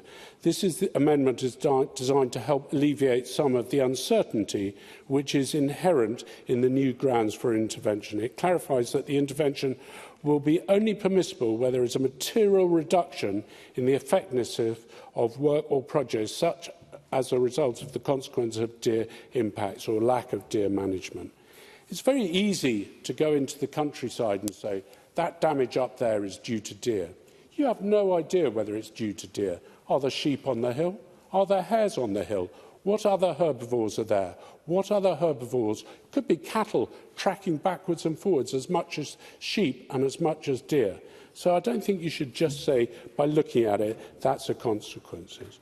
Now, Amendment 88 increases the deadlines for the submission of deer management plans from 3 to 6 months, which reflects the minimum standard required to create a deer management plan.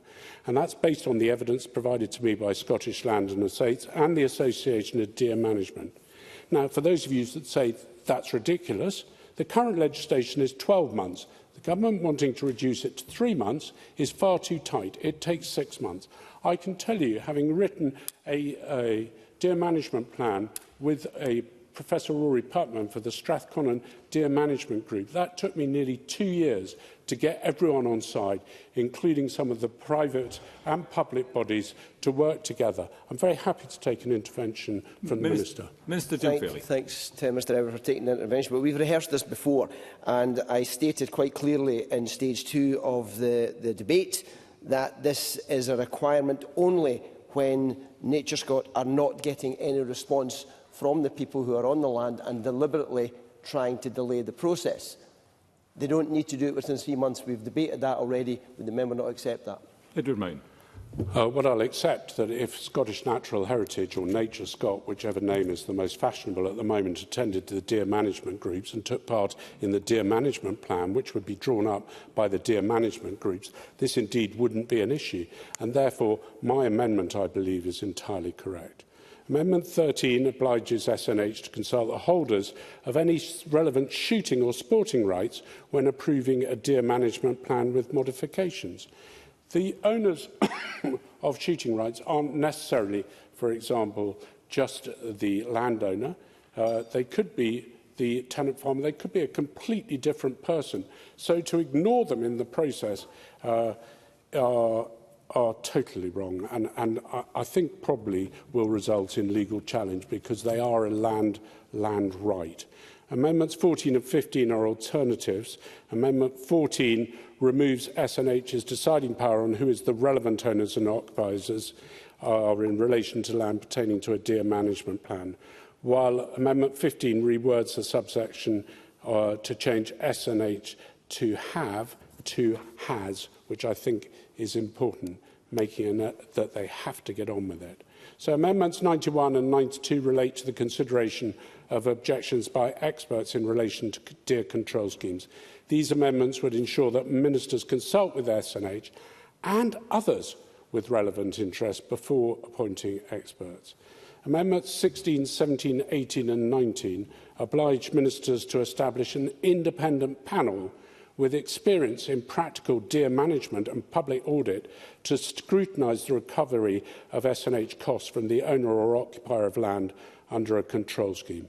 Where a dispute remains, the parties then can refer the issue to arbitration under the Arbitration Scotland Act 2010. Now, why did I put this in, Minister? I put this in because it wasn't long ago that Nature Scot spent nearly £40,000 flying people out in the hill on helicopters to shoot deer in inaccessible places, where actually what they ended up doing when they were shooting deer was shooting the female deer and leaving the calves to die and suffer on the hill.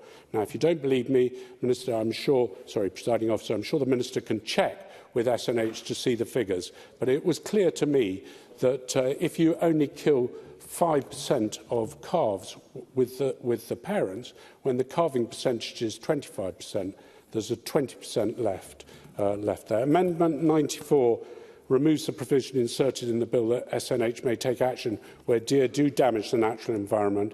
In the bill, as the bill stands, SNH are able to use emergency powers at that point, even when it has other powers which are adequate to deal with this situation. Amendment 95 ensures that there is alternative powers exist. SNH use these non-emergency powers first. Seems to make sense.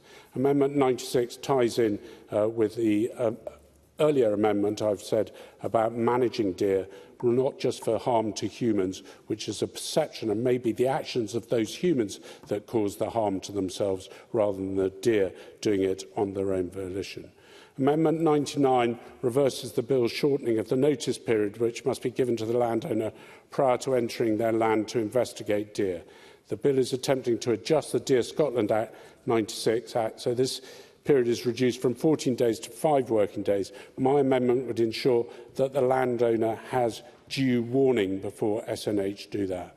Amendment 101 similarly clarifies that the person authorised by SNH to enter the land must only enter at a reasonable time and are previously agreed by the owner or occupier. Amendment 100 clarifies that person authorised by SNH to enter the land must be qualified in practical deer management. Sorry. Briefly, Alistair Allen. Sorry, Alistair Allen. Member for giving way. On his last point, would you not acknowledge that, for instance, tenants are already bound by various legislation and good practice when it comes to safety matters anyway? So I don't know if he's raising a safety concern about tenants specifically. Edward Mountain. I don't think it's about the tenants, Dr Allen, that I'm concerned about. It's people going in acting on behalf of SNH. And I want to make sure that all the sides talk together, because that's the only way deer management, Presiding Officer, will effectively work if all the sides work together. Amendment 102 obliges SNH to share any information with the landholder recorded under SNH investigatory powers in an accessible format and within 3 months seems fairly reasonable. And Amendment 103 obliges SNH to share the information with the landowner before SNH takes any further action regarding deer control. You can't just go in and not provide the evidence for doing so. Amendment 104 obliges SNH to compensate the landowner for any damage caused to the land by any agent entering under the SNH's investigatory power. In fact, that ties in with one of the amendments in the Land Reform Act, where people exercising sporting rights had to compensate the tenant or the landowner if they caused damage. Amendment 105 is a wording change in the section power to require information and documents, ensuring this is only acted where the documents are relevant to SNH's exercise of its function. Now, I'm disappointed, Presiding Officer, that the Scottish Wildlife Trust is advising members that they should vote against many amendments in my group. This is because, as I've said earlier, I don't believe in their case they have ever got blood on their hands, dirt under their fingernails, enacting policies, drawing up deer management plans to ensure the management of deer. It is easy to sit in an office and tell people on the ground how to do things better.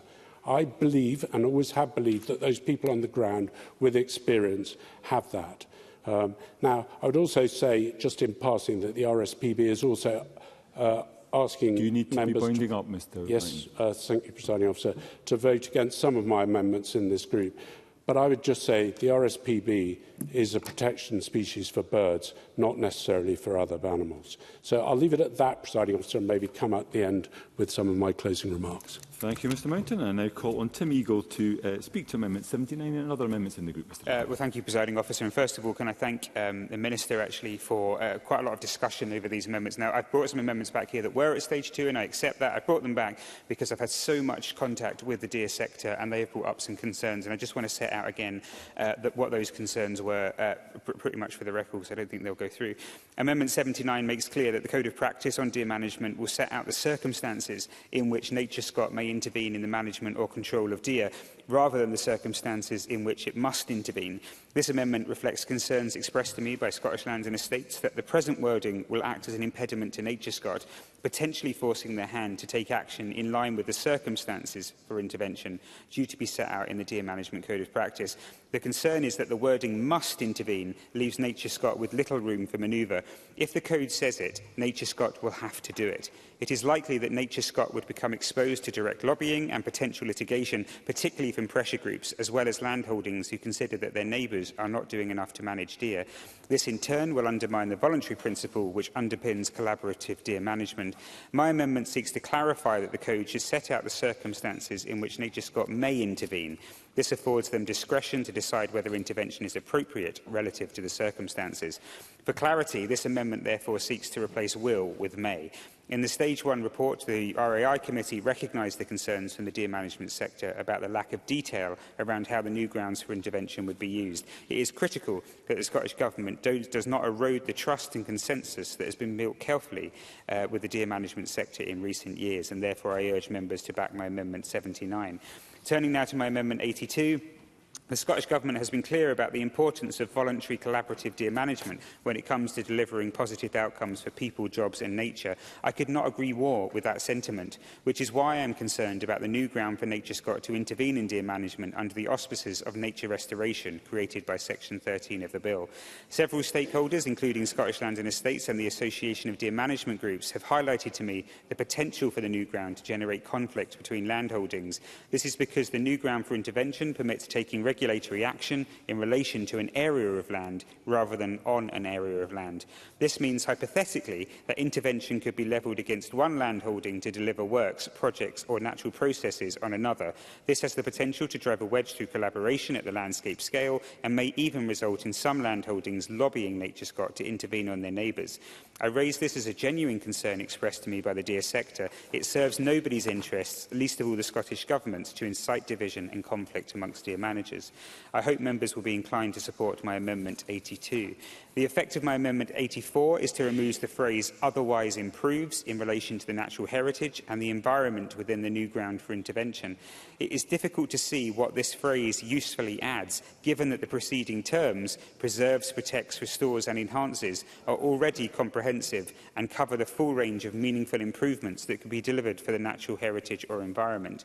If ministers could set out, perhaps with reference to a case study, why preserves, protects, restores and enhances are not sufficient on their own, I am sure that would help address the concerns of the deer sector. Beyond this, I would simply point out to members that the subjectivity that is inherent with the new grounds for intervention has generated and continues to generate significant concern from deer managers. The application of the new ground for intervention for nature restoration, it's section 13(6)(zb), requires a connection to a relevant target, strategy or plan relating to the environment, climate change and biodiversity. Deer managers have expressed concerns to me about the all-encompassing nature of these targets, strategies or plans.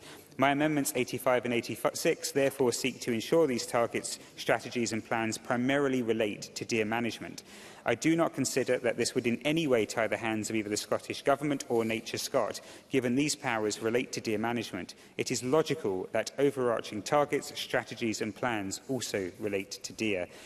Finally, my Amendments 87, 89 and 90 are designed to provide reassurance to deer managers about the uncertainty and subjectivity that is inherent with the new grounds for intervention.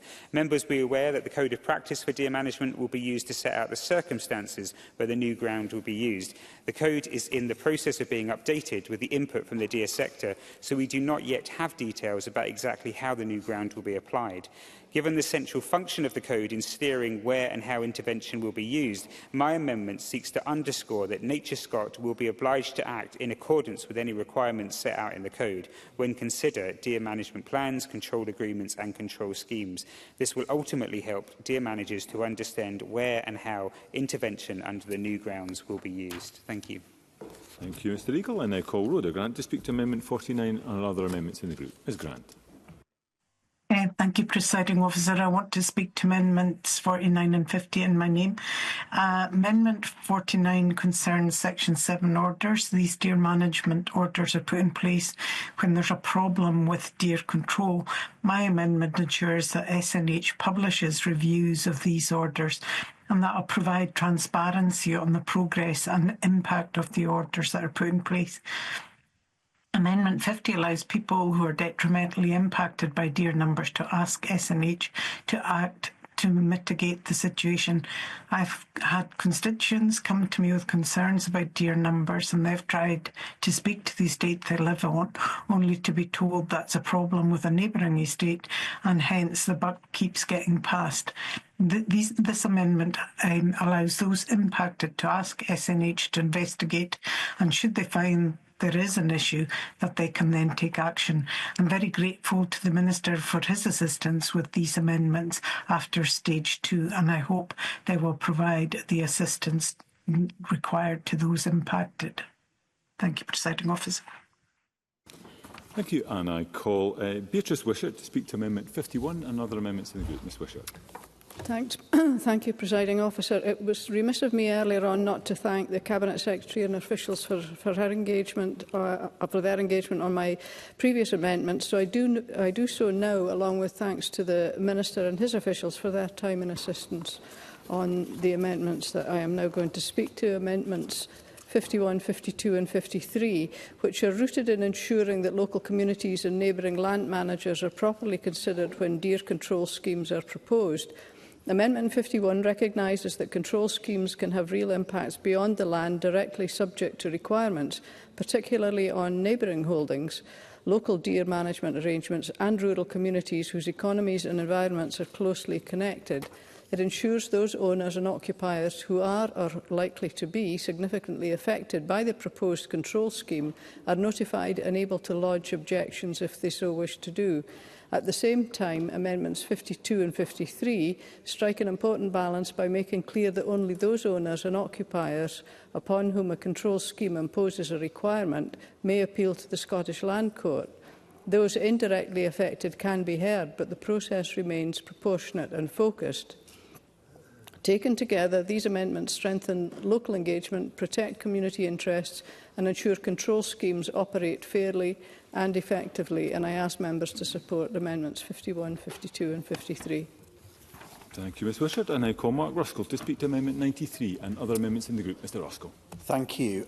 So this amendment was originally lodged by Emma Roddick at stage 2, and in my experience Emma Roddick is right about most things, and I do think she's right about this particular amendment. We do need to take action where deer are damaging our protected sites, and we know that high populations of deer have been identified by Nature Scott as one of the main reasons why these critical sites are often in unfavourable condition. Internationally, protected sites, the Flow Country, Scotland's rainforest, these are areas where public investment is going into habitats, but then being completely undermined by that critical damage from deer. And in Nature Scott's evidence to the committee, they indicated that they do plan to use the new powers that are in the bill under 6ZA and 6ZB, but they would only use them once or twice a year. And I'm struggling to get my head around that, because that feels to me as being completely inadequate for the scale of nature restoration that is actually required, particularly for these sites that are hugely degraded. So Amendment 93 is designed to specify those situations where Nature Scott must act to control high deer numbers, because we can't wait. It is tightly drawn to cover habitats of national and international importance, as well as peatlands due to their critical role in storing climate emissions. And in those instances where these habitats are being damaged by deer, Nature Scott must use its powers under Section 7 and 8 of the 1996 Deer Act to intervene, to save these sites from further destruction and decay. Existing procedural and appeal provisions in the 1997 Act would also apply in these situations, so no additional appeals process is required. So I hope that the Cabinet Secretary can respond to this. We do need to take action. Sites are degrading. We need to take action now.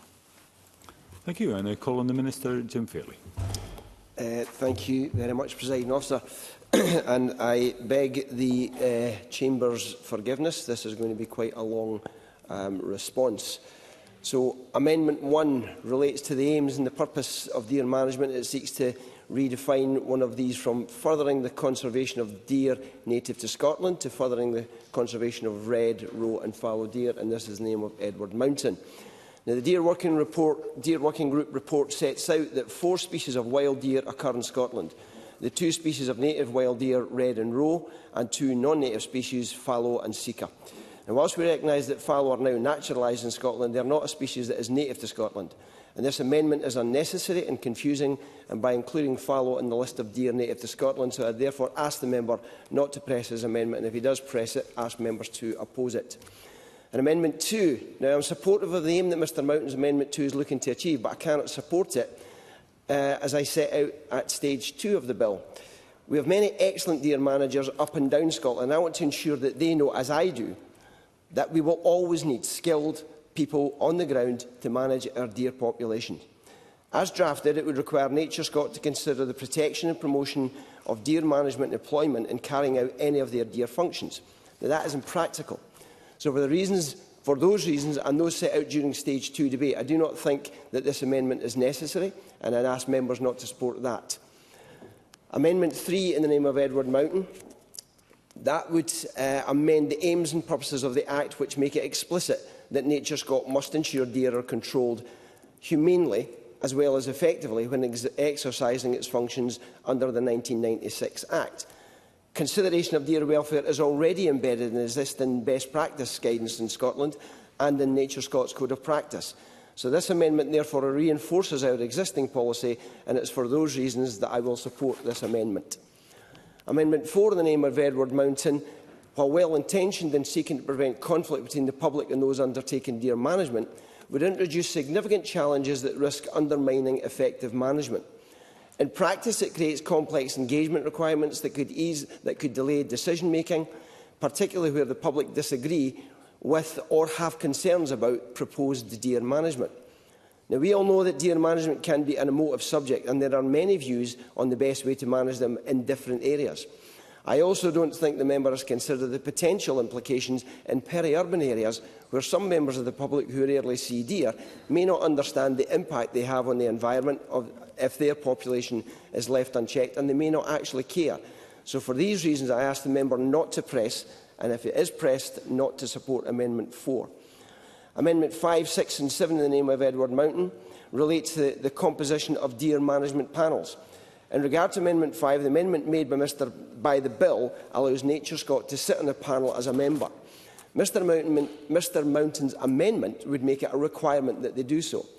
And Amendment 6 would make it an obligation that NatureScot member of the panel is always in attendance at any meeting of the panel. Now, we can foresee that there may be circumstances in future where it would be beneficial for a relevant expert from NatureScot to sit in a panel, but it is not our intention that they sit on every panel in the future. This decision was taken in reflection of the discussions we have had with stakeholders during the drafting of the bill. Amendment 7 is not necessary, as not all panels will relate to the management of deer in local areas. For example, a previous panel related to the transfer of deer functions from the Red Deer Commission to NatureScot. Our intention is for the changes to be made to the 1996 Act has always been to retain flexibility with the make-up of the panels, and these amendments undermine that. So for those reasons, I urge members not to vote for this amendment. Turning to Amendment 78, which attempts to reinstate the closed season for male deer. Now, I have lost count of the times Mr Mountain has attempted to overturn the decision of Parliament relating to the closed seasons of deer. It was debated at stage 2 of the bill and opposed then, and therefore I recommend members oppose it again. Amendment 8, with regard to Mr Mountain's Amendment 8 and Mr Eagle's Amendment 79. I can't support Mr Mountain's amendment, as I think there is a benefit in NatureScot being required to set out in the Code of Practice details of how and where they intend to intervene in deer management. However, I have listened to the concerns raised by stakeholders and the committee during stage 1 and 2 proceedings, and while the use of will instead of may was intended to provide some security to stakeholders, I know that this has raised concerns about that lack of flexibility, so I am therefore content to support Mr Eagle's change. I am asking Mr Mountain not to press his Amendment 8 and to instead support his colleague's Amendment 79 instead, and I ask the Chamber to support Amendment 79. I cannot support Mr Mountain's Amendments 9 and 80. At present, NatureScot must review compliance with the Code of Practice every 3 years. Now, the Deer Working Group was clear that the requirement was too burdensome, so we consulted on proposals to amend the review period and brought forward changes which will require NatureScot to review compliance in 3 circumstances.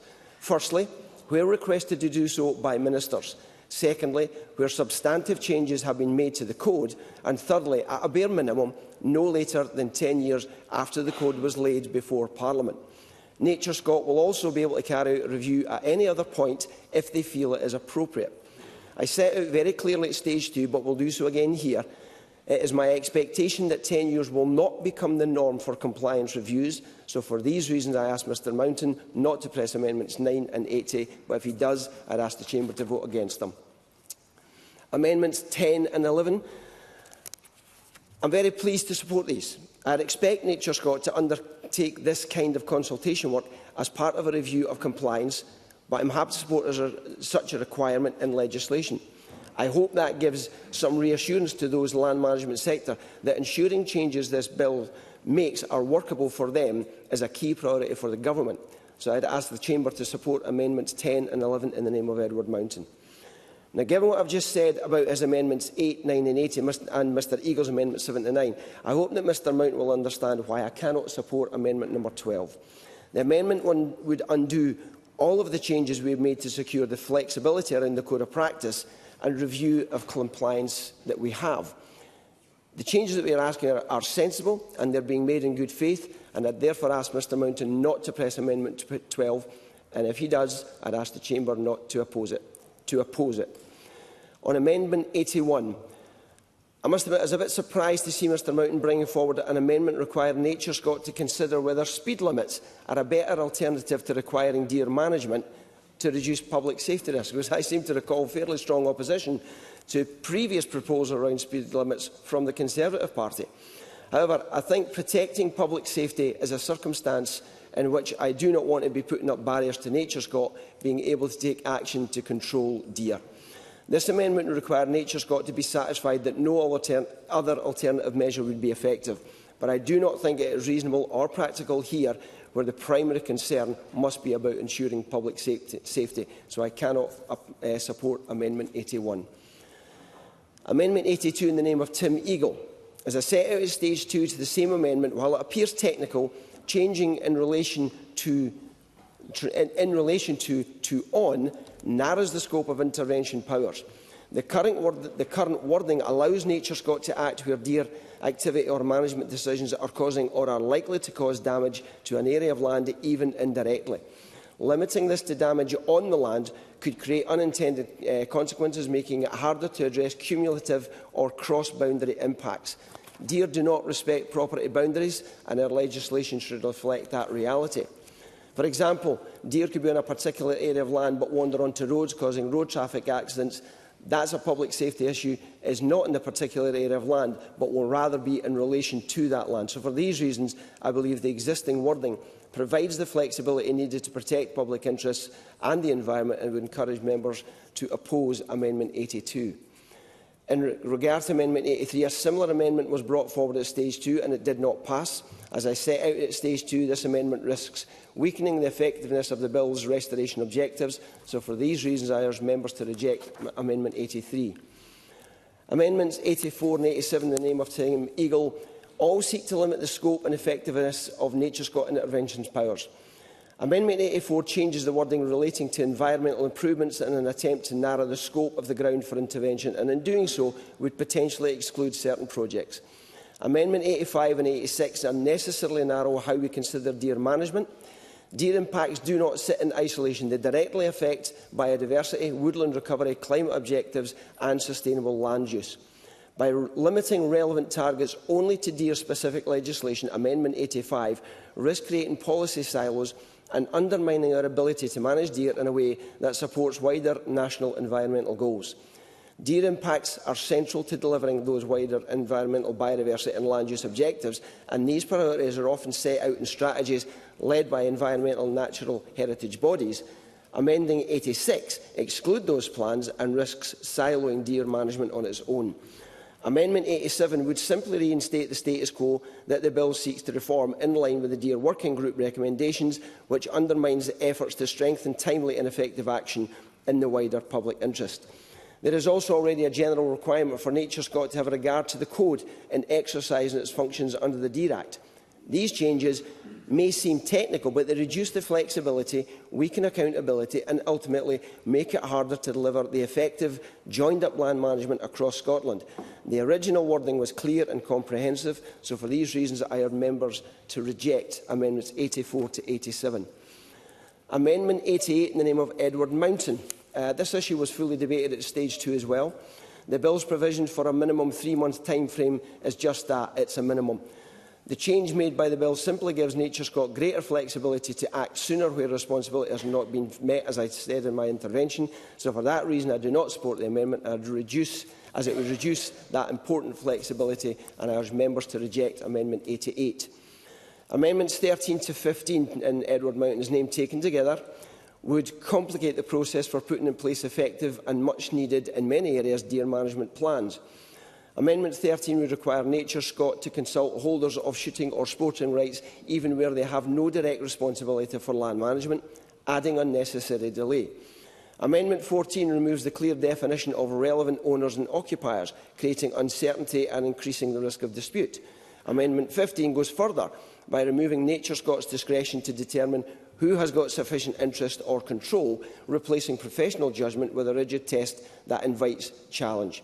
Collectively, these amendments increase bureaucracy, they reduce flexibility and they make timely intervention in public interests harder to achieve. So I would ask members to reject 13 to 15. Amendment 89 and 90 in the name of Tim Eagle's amendment does the same to control agreements and control schemes as Amendment 87 does to deer management plans.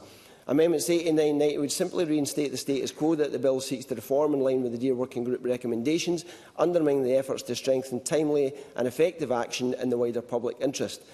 I discussed this in a meeting with a member very recently.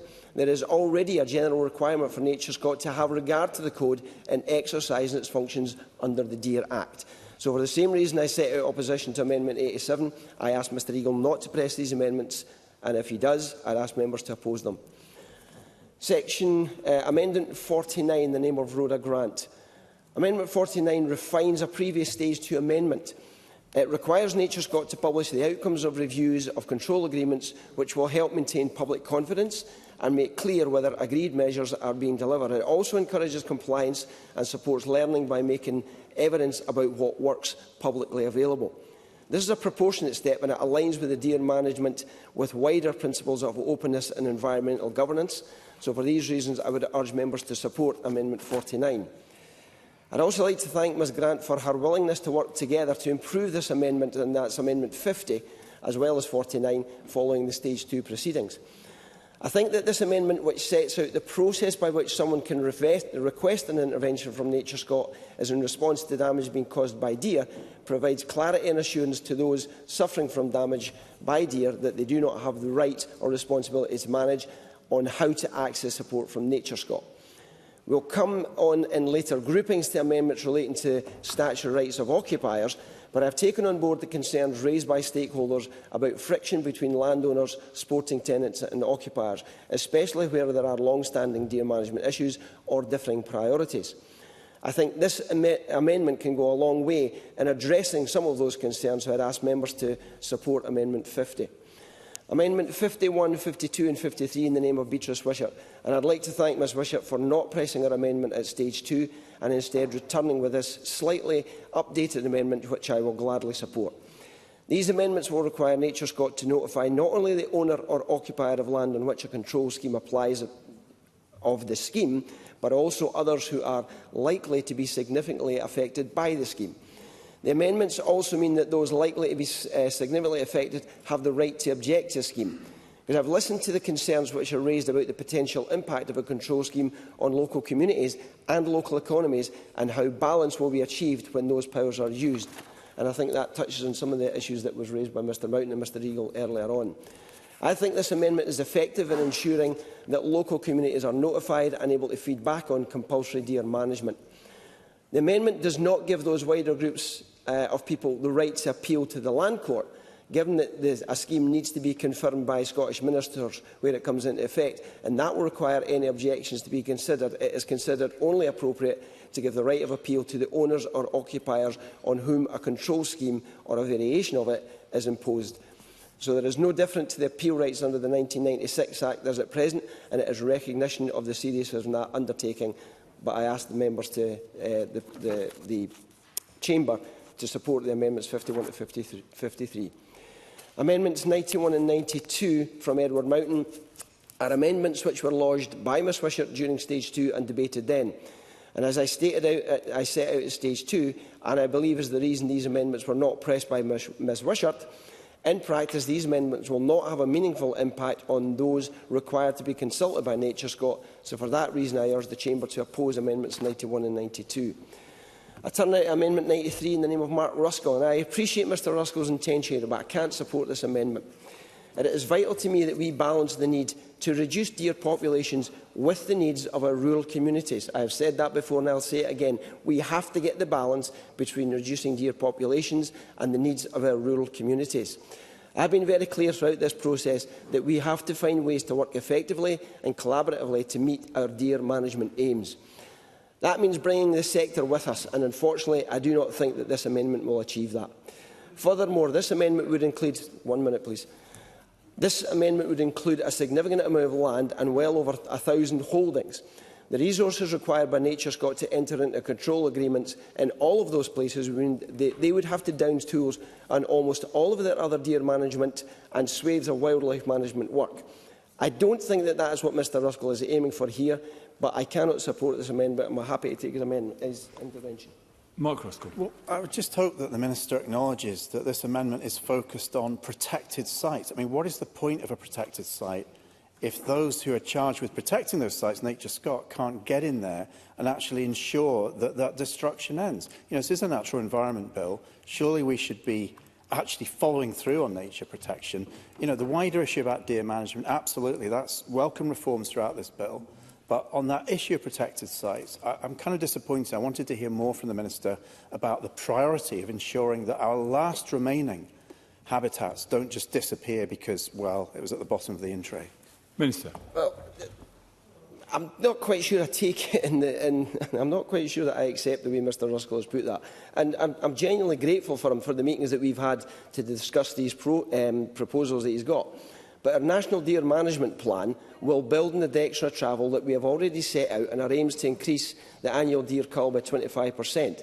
It will also include, though, how we will ensure that venison is an integral part of achieving that. We will come to the amendments relating to National Deer Management Plan in due course, but we have to approach deer management in Scotland focused on the priorities. And I'll take Emma Roddick's intervention. Emma Roddick.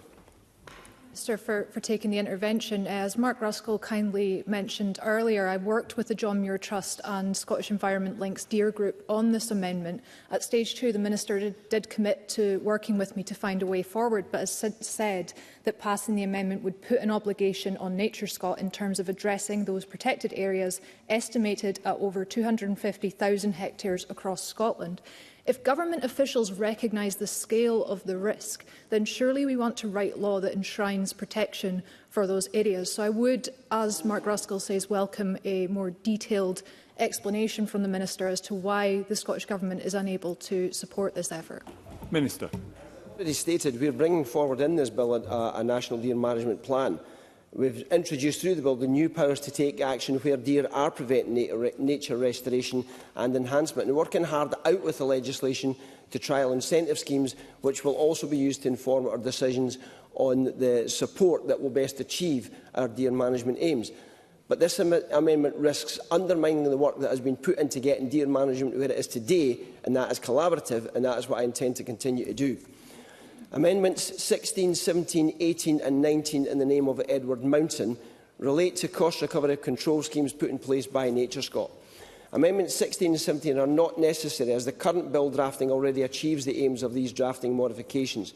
Amendments 18 and 19 introduce a complex and disproportionate challenge process for the very modest cost recovery sums. Creating independent panels followed by potential arbitration and still retaining appeal to the Scottish Land Court undermines finality, and it risks legal confusion, particularly given that arbitration is intended to be binding. The cost of establishing and operating these processes would likely exceed the expenses being disputed, while the suspension of recovery action encourages delay. If you take these together, these amendments add bureaucracy, reduce regulatory efficiency and weaken NatureScot's ability to recover costs proportionately and effectively. There is already a robust appeal mechanism in place through the Scottish Land Court. For those reasons, I urge members to reject Amendments 16 to 19. Amendments 94 and 95 try to, in the name of Edward Mountain, try to reverse necessary changes made by the bill in regard to Section 10 emergency powers. Amendment 94 would strip out the bill's prudent expansion of emergency powers to cover damage to the natural heritage and environment, and that would mean Section 10 is out of line with the rest of the Deer Act and undermines precisely where rapid intervention is increasingly required to protect peatland restoration, new woodland and sensitive habitats. These are short, targeted powers already used proportionately to address immediate harm and supported by the Deer Working Group's recommendations. Amendment 95 would also remove the simple, sensible safeguard that authorised persons must be fit, cutting across wider drive for competence and high standards.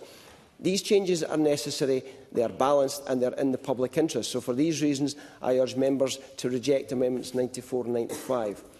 Amendment 96 in the name of Edward Mountain seeks to remove Section 20 of the bill. And Section 20 introduces a tightly drawn and sensible defence where a person acts to prevent or stop an imminent risk to harm to human safety from deer. It applies only where the risk is immediate, the action is reasonable and proportionate and the incident is reported to the police. Removing this provision would mean that someone could still commit an offence even when acting responsibly to protect life. That would be neither practical nor proportionate, and it would retain an unnecessary offence in the law. This safeguard is carefully balanced and firmly in the public interest and should remain in the bill. So therefore I would ask members to reject Amendment 96. And Amendment 99 seeks to undo the changes made by the bill with regard to NatureScot's notice period when entering onto land to exercise their functions. The bill reduces the minimum notice period that NatureScot must give to 5 working days.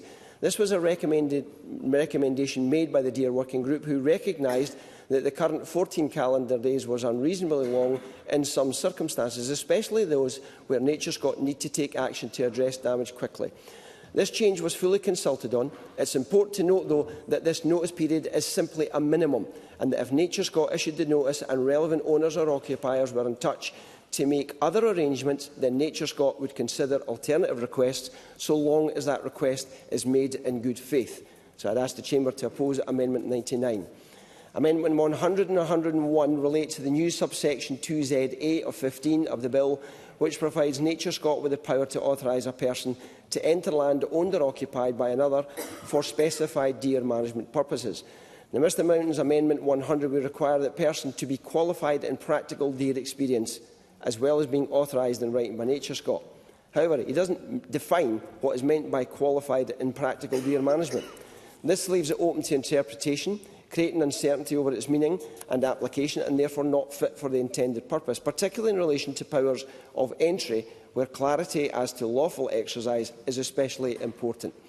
Amendment 101 would remove the power from NatureScot to enable an authorised person to enter onto the owner or occupier's land for the reasons set out in 15(3) of the 1996 Act, unless previously agreed with them. This would effectively transfer control of the power from NatureScot to the landowner or occupier, which undermines its very purpose.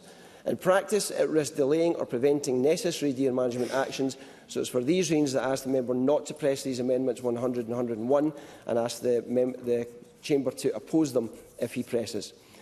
Amendments 102, 103 and 104 in the name of Edward Mountain insert new provisions into Section 15 of the Deer Act. Now, Amendment 102 strikes the right balance between transparency and effective regulation. It ensures that landowners receive timely, accessible information about deer counts and impacts gathered on their land, which supports collaboration and informed management. However, I cannot support Amendments 103 and 104.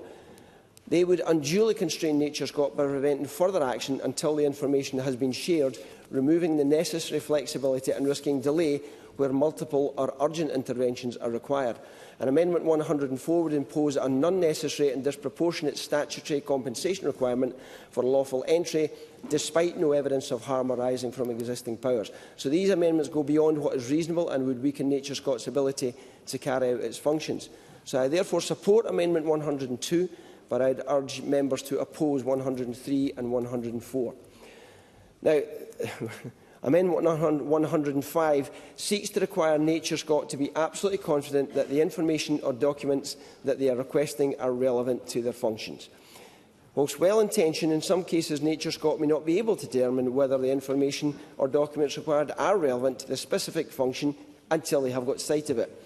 Our aim with this bill have always been about retaining flexibility, particularly in relation to voluntary agreements, but also to ensure that NatureScot have the appropriate powers to allow them to exercise their functions. This amendment takes away an element of that discretion, which is necessary to ensure that NatureScot can obtain the information that they need. So it's for these reasons I ask the member not to press this amendment, and if pressed, ask members to oppose it.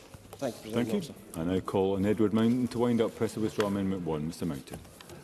Thank you, Presiding Officer, and I'm sure you and the Chamber will be pleased to know I'm not going to speak to every amendment in the group. I could do, but I'm not going to. So I'm going to pick out the key ones that I'd like to speak to. But what I would say at the outset, Presiding Officer, is what I've tried to do in these amendments is bring a certain amount of clarity to those who are going to be involved in deer management from somebody, hopefully, who has done enough of it to see the pitfalls on both sides.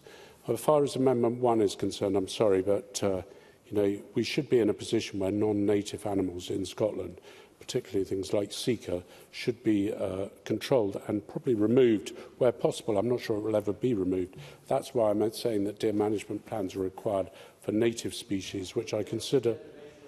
I will in a minute, Minister, which is why I consider fallow deer that have been here for over 100 years to be native. We could argue that over a drink later, maybe, Minister, but happy to give way. Very briefly, Minister. Very briefly. If it gives the member confidence that the sika deer are very much in the sights of NatureScot as well. We are very well aware of the issues that sika deer cause, and there are distinct actions being taken to make sure we tackle that problem. Edward Mountain. and the distinct actions that I think that have always been undertaken by deer managers when it comes to seeker is shoot on sight, and let's get rid of them. Amendment 2, the fact that the Minister's not going to support it just suggests to me that this government is not interested in jobs in the countryside. I am pleased, though, the Minister will accept Amendment 3, 10, 11 and 102, if I've got that right. Amendments 5, 6 and 7. I don't understand what the issue with getting Nature Scott to attend deer management group meetings for each deer management group in Scotland. There's about 2 meetings a year. I'm not sure what else they do in their offices all day, maybe sit in Great Glen House pontificating things into the future. But to go out and attend deer management, I will in a minute, Minister, but to attend deer management group meetings, and I've attended a huge amount in my time, where SNH are present, those deer management groups work a lot better. Where they don't bother to turn up, they are missed. Minister, briefly. Unfortunately, I have tried really hard in all of this debate to try to make sure that we get deer management in Scotland to a place where it is consensual, where we're working together, where we're working across the chamber, has been demonstrated throughout this group. And yet those kind of comments about the organisation which is there to help us to do so are uncalled for and unfounded. So therefore, I'd ask the member to retract them. Retract them, presiding officer. I stand by them entirely rightly, in my opinion, because it's my impression of what I've seen in my time as a deer management. Now, I'm really sorry, presiding officer, that Amendment 78 has fallen on deaf ears. For those that can't remember this is about the killing of male deer. Let me just be clear. This is the biological fact. It is females that produce calves. It is females that will hunt out the male deer. They will travel miles and miles and miles to find a male deer to mate with. It is not the male deer that do that. It is the females. The male deer will hold territory. So just to kill males on the basis of trying to keep the population down is not a way of doing it. Presiding officer, I will if I have time. There is limited time. If you want to take the intervention, you can, but I'm not going to be able to give you all the time. Well, if I'm not getting my time back, I can't argue a matter of fact.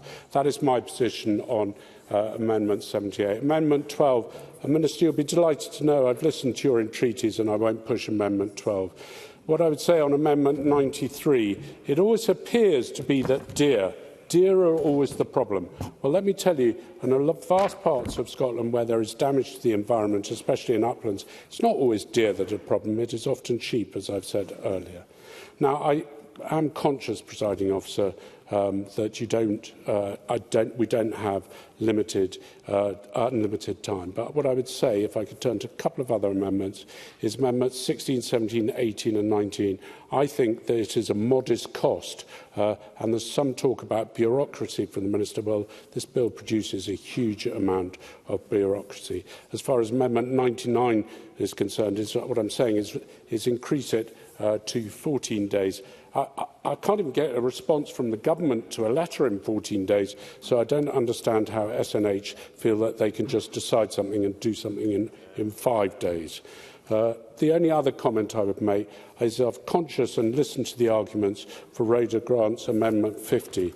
But I have to say that I find it's very wide-ranging, and it means that anyone can make a comment on the state of a hill. It could be vexatious. It might even carry no grounds, and therefore it would increase the very bureaucracy that the Minister's trying to avoid. And on that note, presiding officer, I will sit down so we can get to the voting, and I will push my amendment number 1, presiding officer. Very grateful. Mr Mountain, the question is that Amendment 1 be agreed to. Are we all agreed?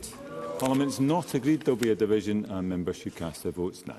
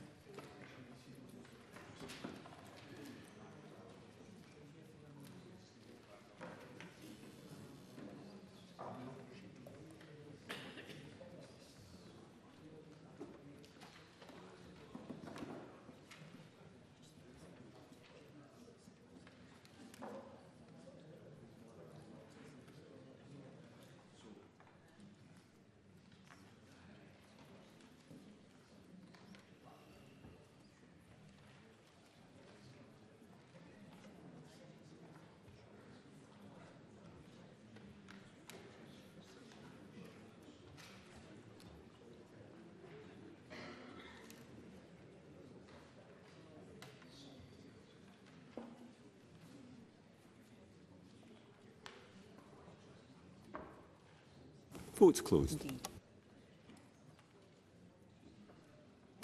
Point of order, Paul Sweeney. Oh, yes, Presiding Officer. Thank you, Mr Sweeney. I'll make sure that is recorded.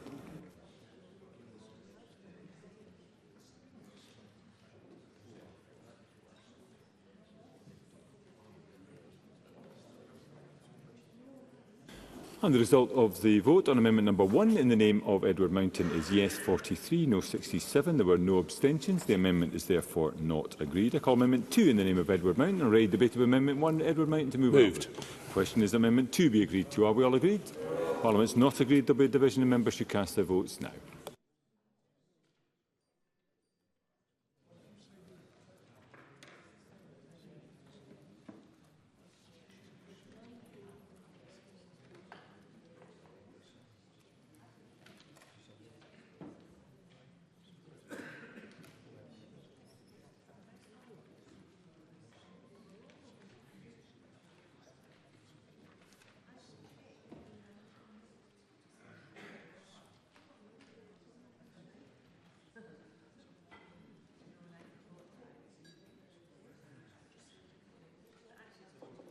Vote is now closed.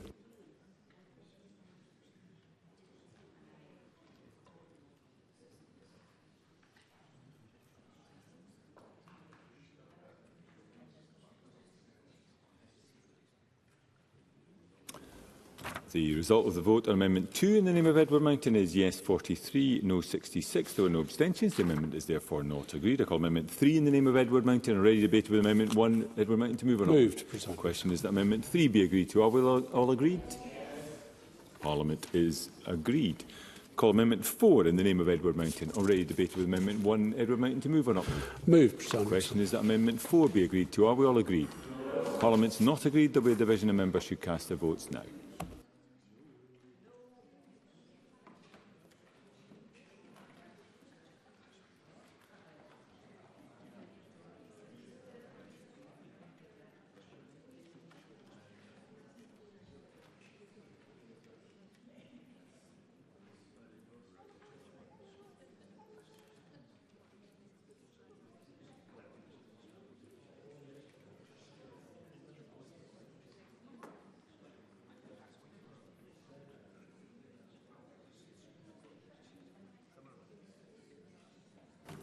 And the vote is now closed.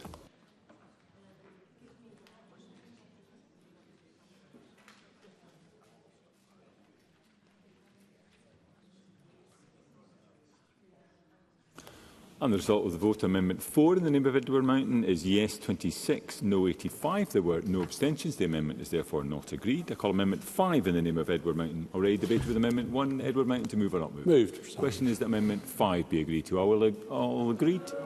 Parliament's not agreed. There will be a division and members should cast their votes now.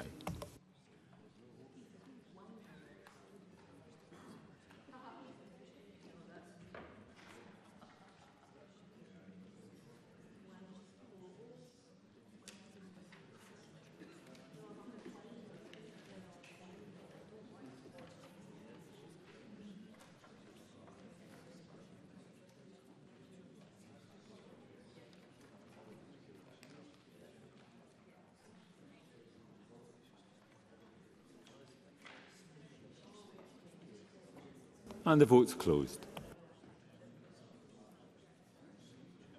Point of order, Angela Constance. Presiding Officer, my device wouldn't connect and I would have voted no. Thank you, Ms Constance. I'll make sure that vote is recorded.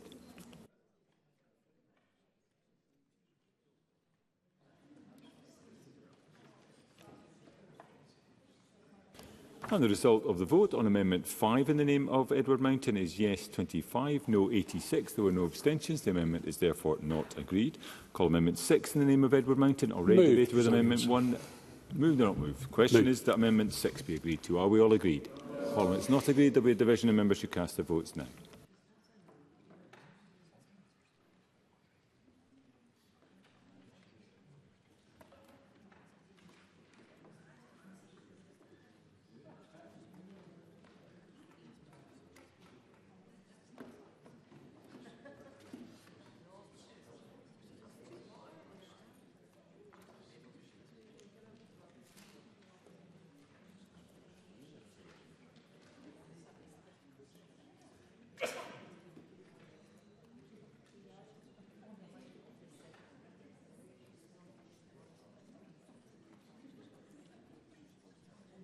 And the vote is now closed. Point of order, Jackie Bailey. I tried to connect, but unfortunately it didn't happen, so I would have voted no. Thank you, Ms Bailey. I'll make sure that is recorded.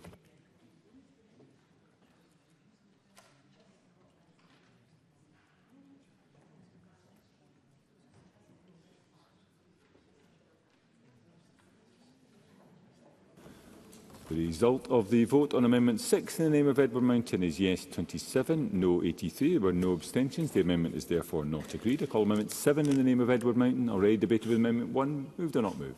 Moved. The question is that Amendment 7 be agreed to. Are we all agreed? Parliament is not agreed. There will be a division and members should cast their votes now.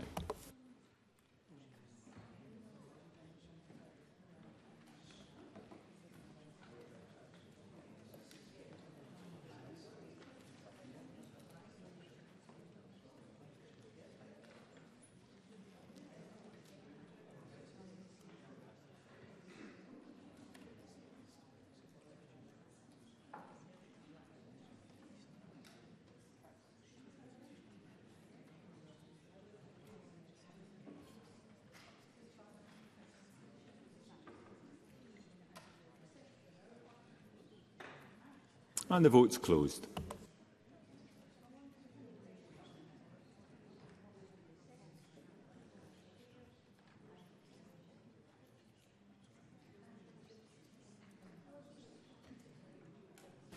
The result of the vote on Amendment 7 in the name of Edward Mountain is yes 26, no 84. There were no abstentions. The amendment is therefore not agreed. I call Amendment 78 in the name of Edward Mountain. Already debated with Amendment 1. Edward Mountain to move or not move? Moved. The question is that Amendment 78 be agreed to. Are we all agreed? Parliament's not agreed. There will be a division and members should cast their votes now.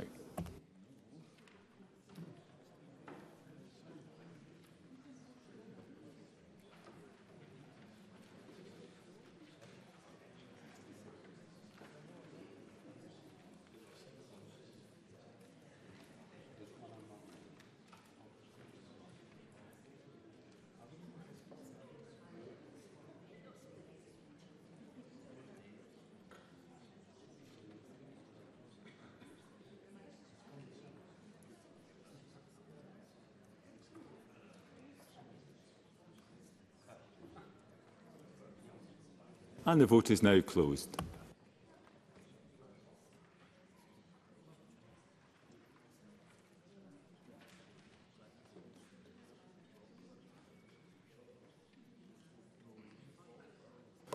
And the result of the vote on Amendment 78 in the name of Edward Mountain is yes 26, no 81. There was one abstention. The amendment is therefore not agreed.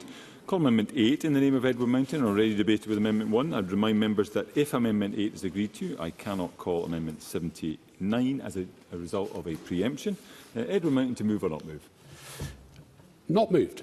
That is not moved. I call Amendment 79 in the name of Tim Eagle, already debated with Amendment 1. Tim Eagle to move or not move? Moved, Presiding Officer. Question is that Amendment 79 be agreed to. Are we all agreed? Parliament's not agreed. There will be a division of members should cast their votes now.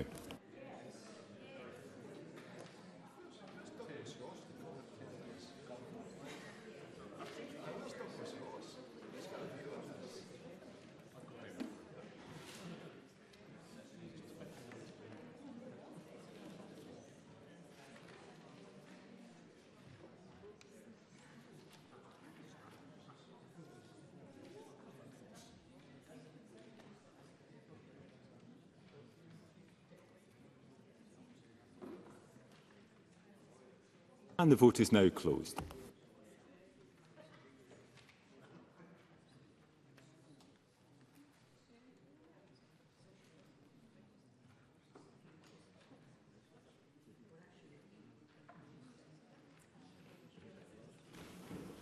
And the result of the vote on Amendment 79 in the name of Tim Eagle is yes 84, no 26. There were no abstentions. The amendment is therefore agreed. I call Amendment 9 in the name of Edward Mountain, already debated with Amendment 1. I remind members that if Amendment 9 is agreed, I cannot call Amendments 10, 11 and 80 due to preemption. Edward Mountain to move or not move? Moved. The question is that Amendment 9 be agreed to. Are we all agreed? Parliament is not agreed. There will be a division of members who cast their votes now.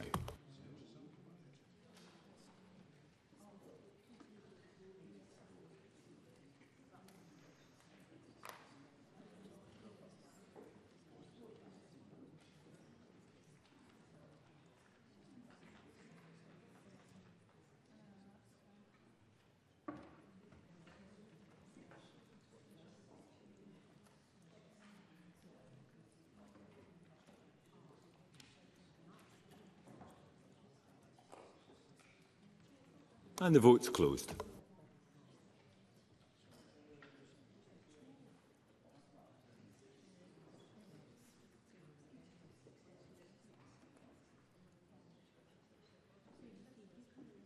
The result of the vote on Amendment 9 in the name of Edward Mountain is yes 27, no 84. There were no abstentions. The amendment is therefore not agreed. I call Amendment 10 in the name of Edward Mountain, already debated with Amendment 1. Edward Mountain to move or not move? Move. The question is that Amendment 10 be agreed to. Are we all agreed? Yes. Are we all agreed? Yes. That is agreed. I call Amendment 11 in the name of Edward Mountain, already debated with Amendment 1. Edward Mountain to move or not move? Moved. The question is that Amendment 11 be agreed to. Are we all agreed? I don't know. Parliament is not agreed. Therefore, there will be a division of members who cast their votes now.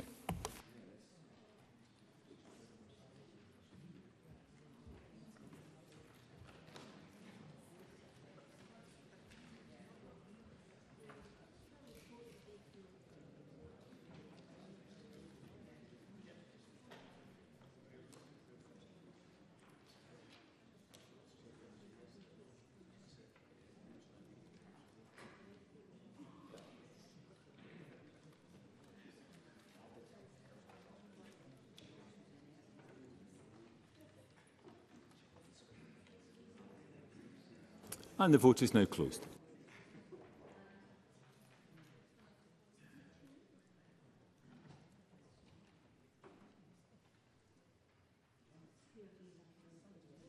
And the result of the vote on Amendment 11 in the name of Edward Mountain is yes 103, no 7. There were no abstentions. The amendment is therefore agreed.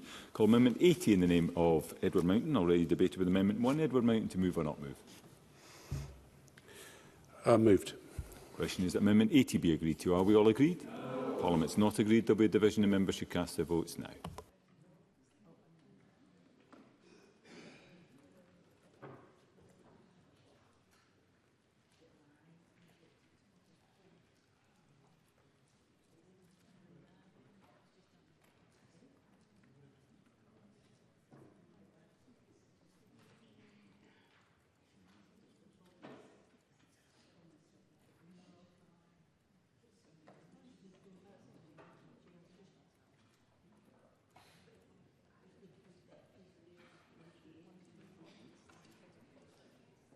And the vote is now closed.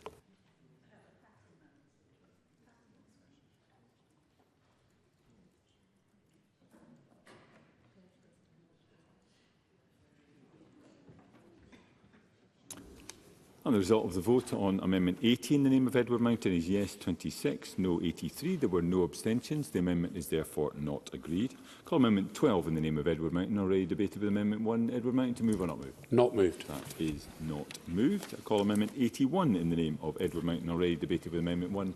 Edward Mountain to move or not move? Moved. The question is Amendment 81 be agreed to. Are we all agreed? Parliament's not agreed. There will be a division of members who cast their votes now.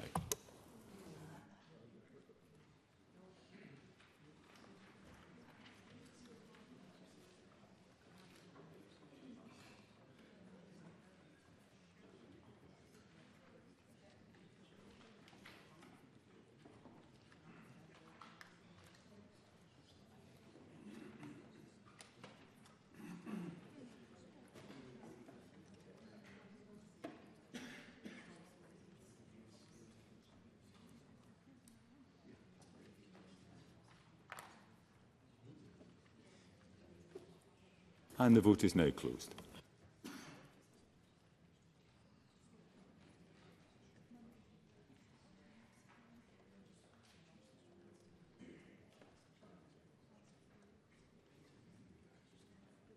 And the result of the vote on Amendment 81 in the name of Edward Mountain is yes 25, no 82. There were no abstentions. The amendment is therefore not agreed. I call Amendment 82 in the name of Tim Eagle, already debated with Amendment 1. Tim Eagle to move or not move? Moved. The question is that Amendment 82 be agreed to. Are we all agreed?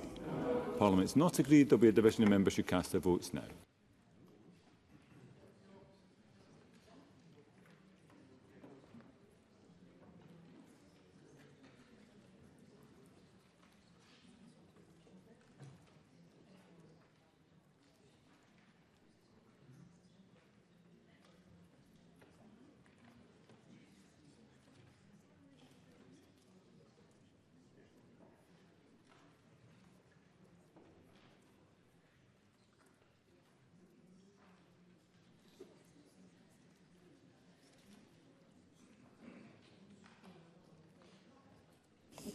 And the vote is now closed.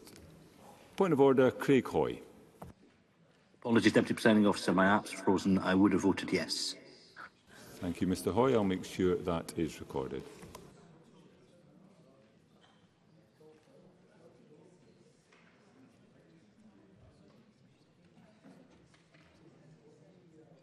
The result of the vote on Amendment 82 in the name of Tim Eagle is yes 27, no 83. There were no abstentions. The amendment is therefore not agreed. I call Amendment 83 in the name of Edward Mountain, already debated with Amendment 1.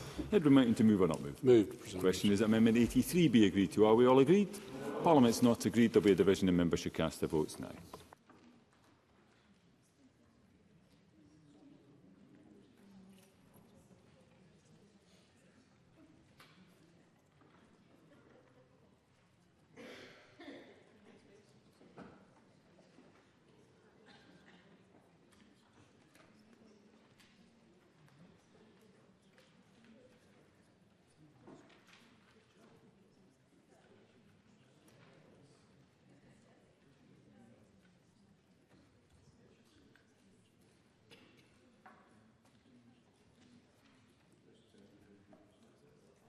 The vote's closed.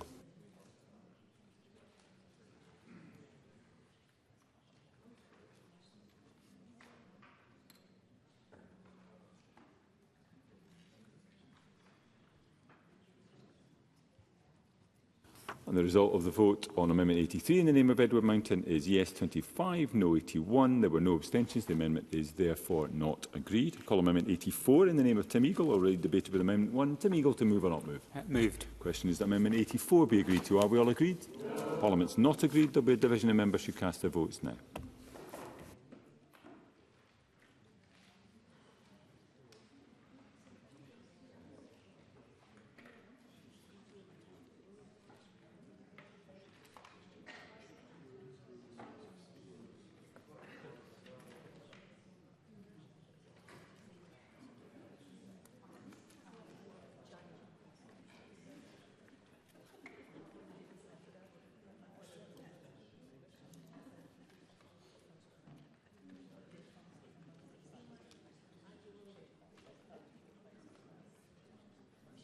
And the vote's closed.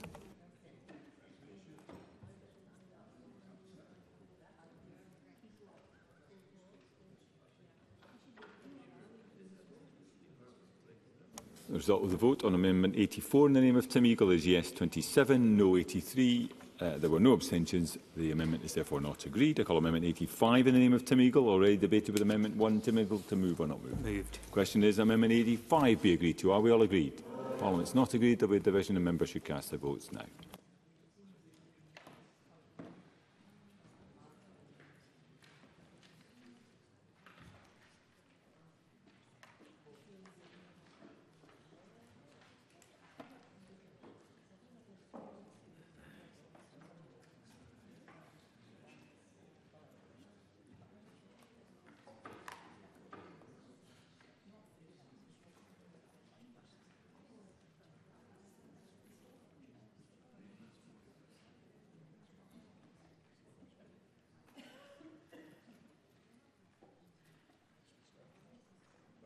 Votes closed.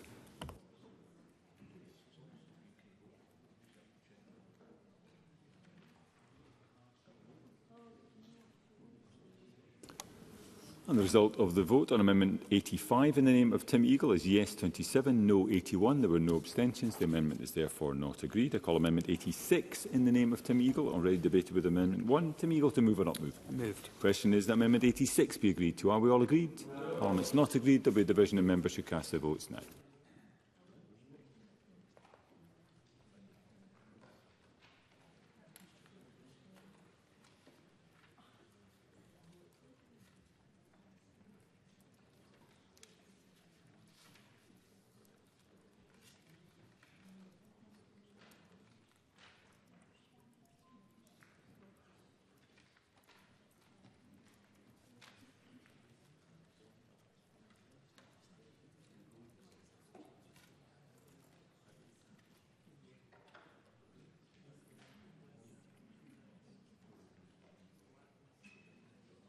The vote's closed.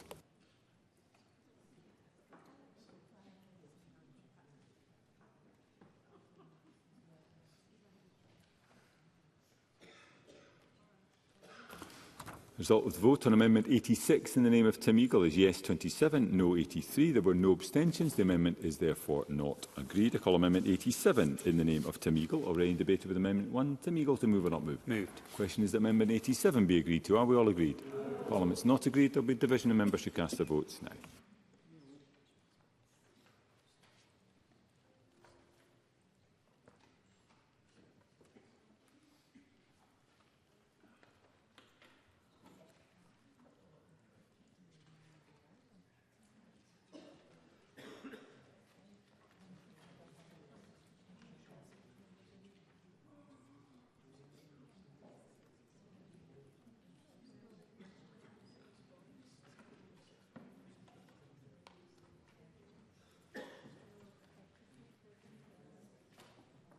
And the vote is closed.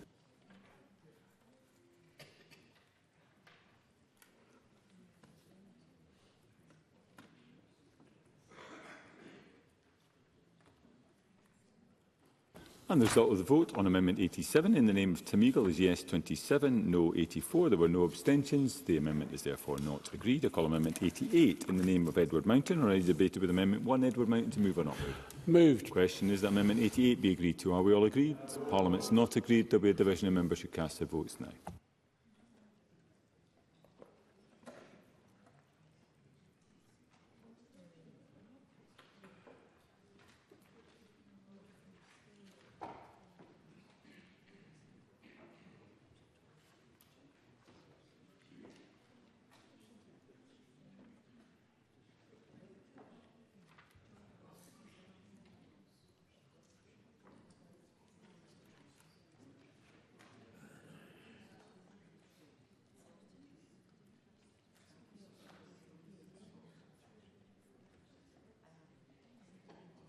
Votes closed.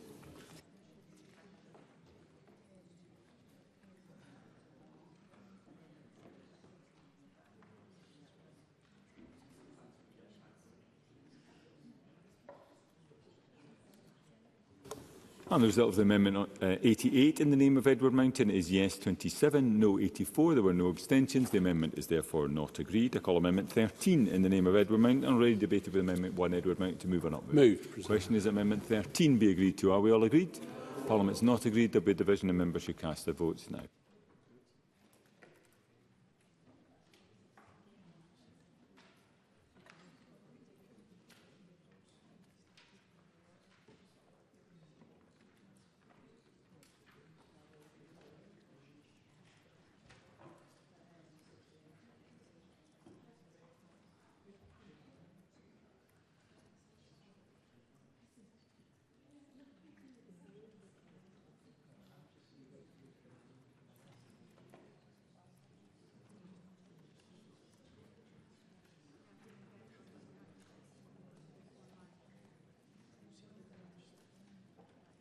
And the vote's closed.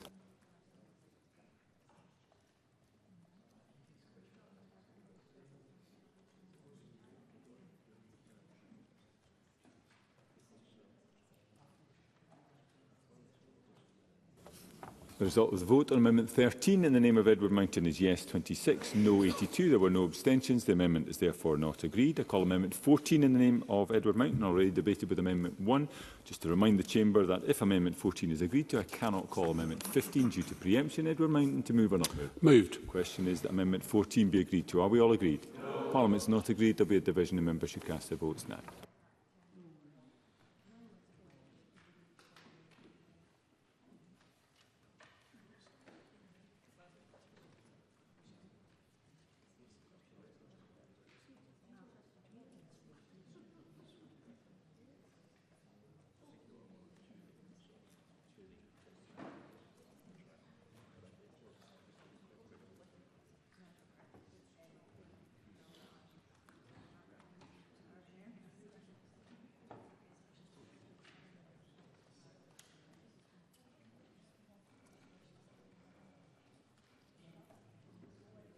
And the vote's closed.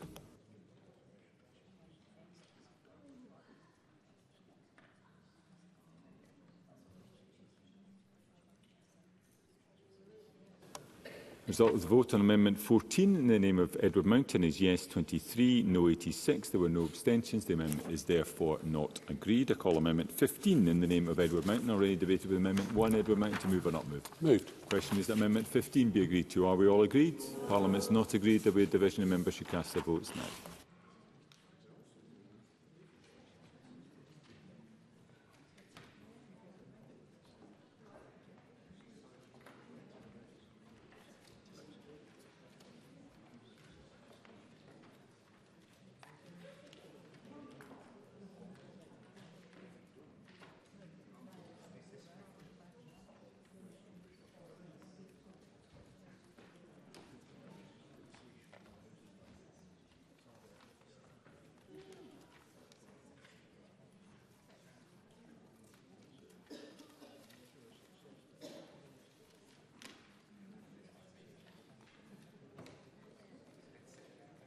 And the vote's closed.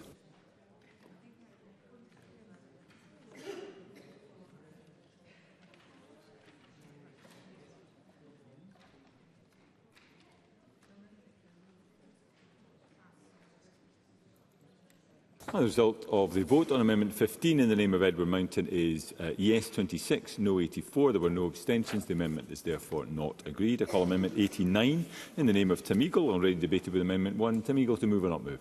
Question is that Amendment 89 be agreed to. Are we all agreed? Parliament is not agreed. There will be a division and members should cast their votes now.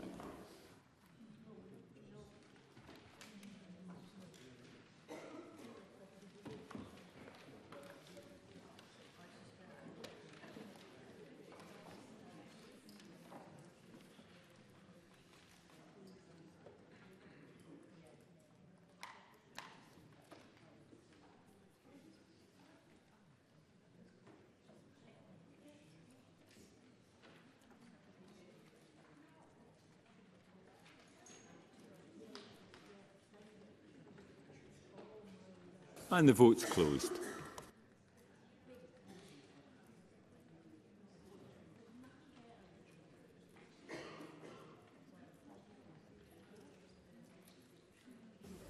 The result of the vote on Amendment 89 in the name of Tim Eagle is yes 27, no 84. There were no abstentions. The amendment is therefore not agreed.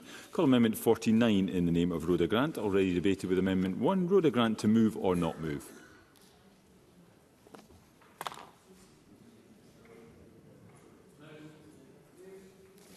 That is moved. Question is that Amendment 49 be agreed to. Are we all agreed? Yes.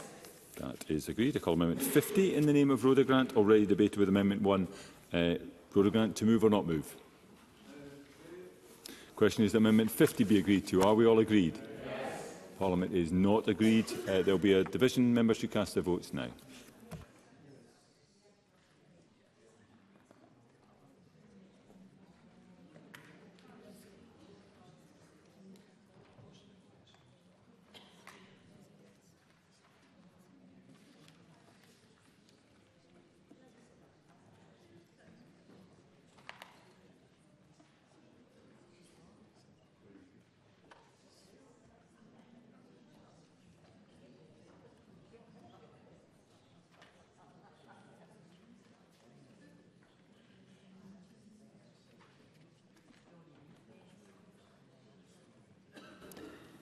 Votes closed.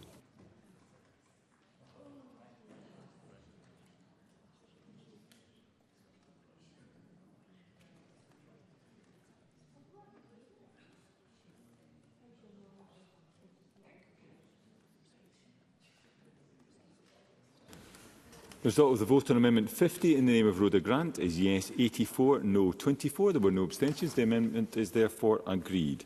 Call Amendment 90 in the name of Tim Eagle, already debated with Amendment 1. Tim Eagle to move or not move? Moved. The question is that Amendment 90 be agreed to. Are we all agreed? Parliament is not agreed. There will be a division and members should cast their votes now.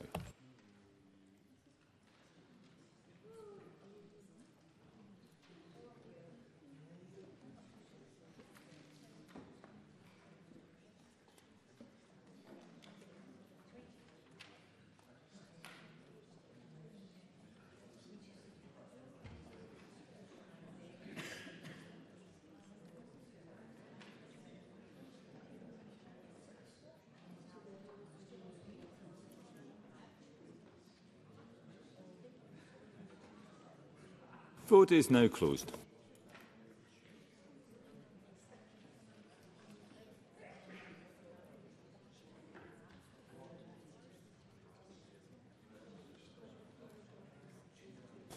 The result of the vote on Amendment 90 in the name of Tim Eagle is yes 27, no 83. There were no abstentions. The amendment is therefore not agreed. I call Amendment 51 in the name of Beatrice Wishart, already debated with Amendment 1. Beatrice Wishart to move or not move? Moved. The question is that Amendment 51 be agreed to. Are we all agreed? Yes. That is agreed. I call Amendment 91 in the name of Edward Mountain, already debated with Amendment 1. Edward Mountain to move or not move? Moved. The question is that Amendment 91 be agreed to. Are we all agreed? Yes. Parliament's not agreed. There will be a division and members should cast their votes now.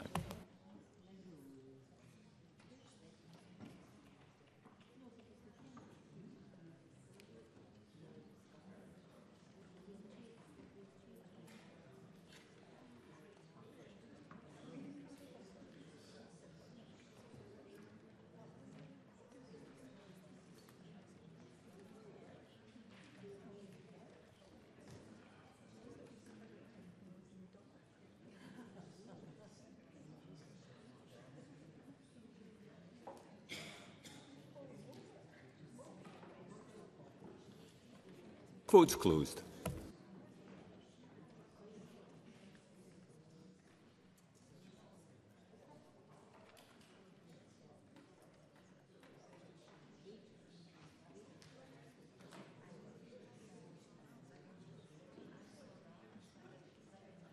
The result of the vote on Amendment 91 in the name of Edward Mountain is yes 26, no 84. There were no abstentions. The amendment is therefore not agreed. I call Amendment 92 in the name of Edward Mountain, already debated with Amendment 1. Edward Mountain to move or not move? Moved. The question is that Amendment 92 be agreed to. Are we all agreed?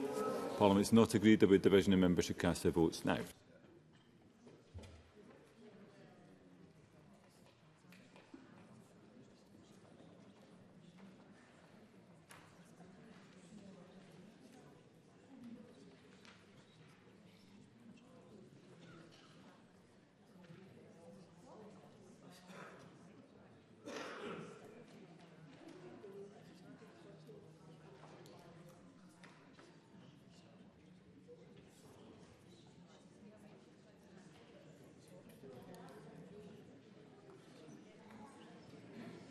And the vote's now closed.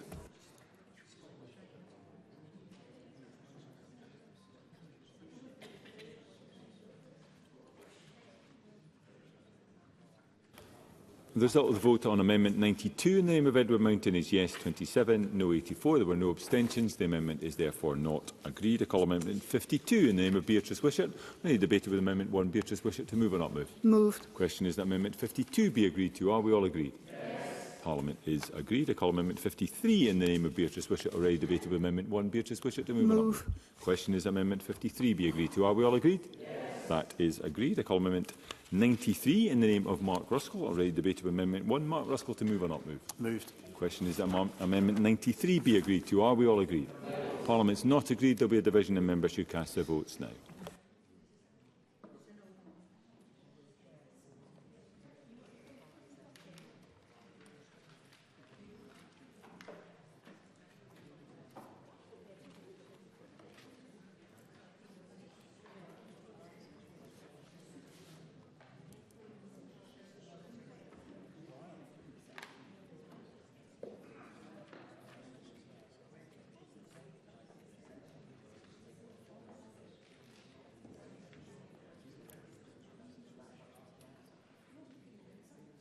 And the vote's closed.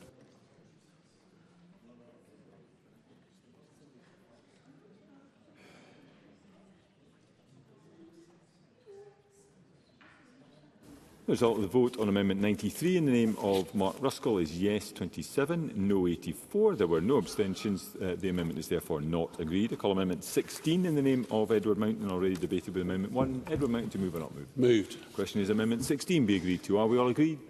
Parliament is not agreed. There will be a division and members should cast their votes now.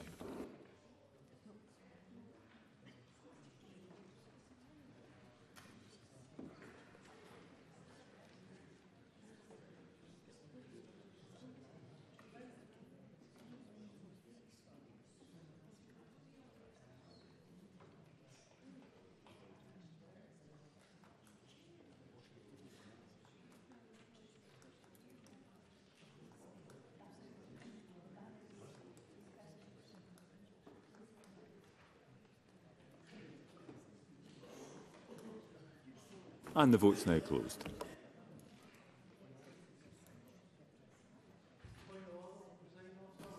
Point of order, George Adam. The app was goosed again and I was unable to vote, but I'd have voted no.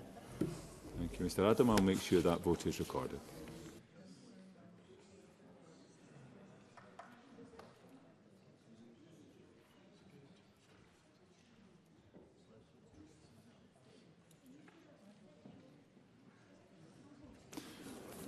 And the result of the vote on Amendment 16 in the name of Edward Mountain is yes 27, no 83. There were no abstentions and the amendment is therefore not agreed.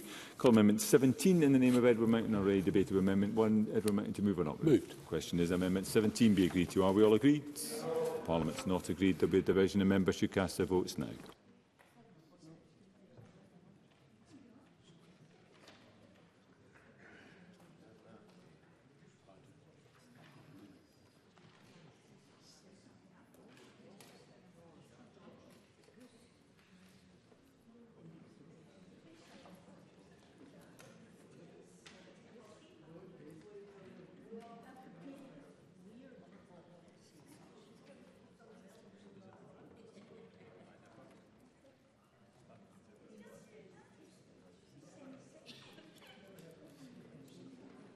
And the vote's closed.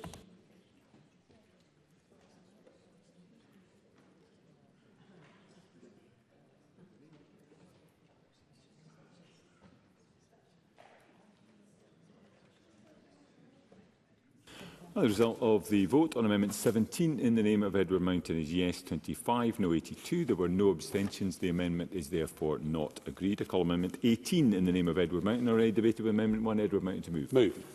The question is Amendment 18 be agreed to. Are we all agreed? Parliament's not agreed. There will be a division and members should cast their votes now.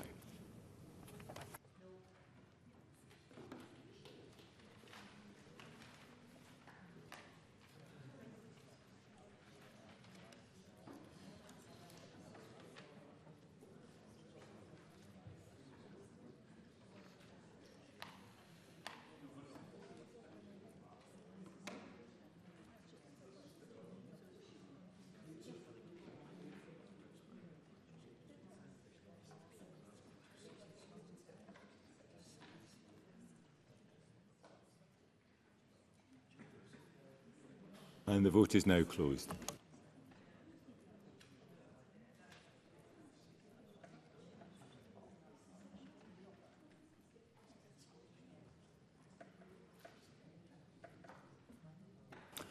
And the result of the vote on Amendment 18 in the name of Edward Mountain is yes 27, no 83. There were no abstentions. The amendment is therefore not agreed. I call Amendment 19 in the name of Edward Mountain. Already debated with Amendment 1. Edward Mountain to move or not move? Not moved.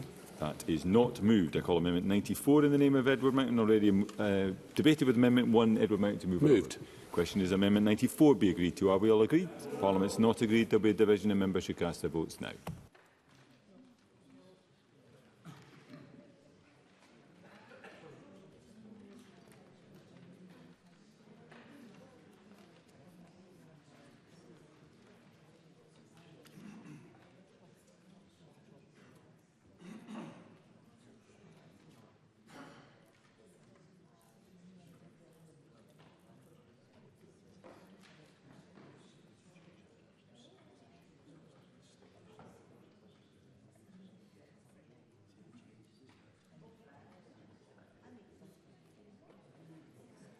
Vote is now closed.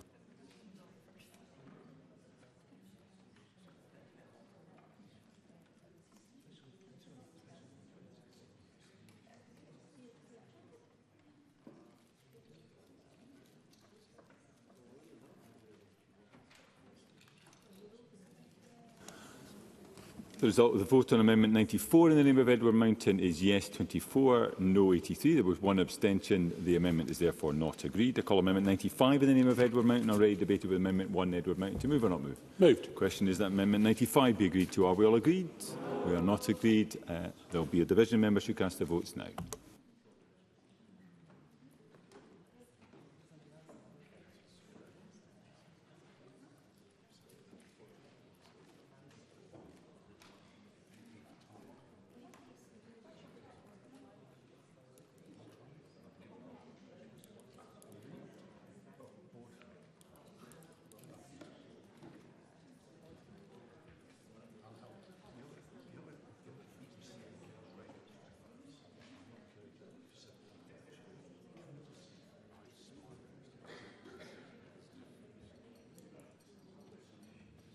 And the vote's closed.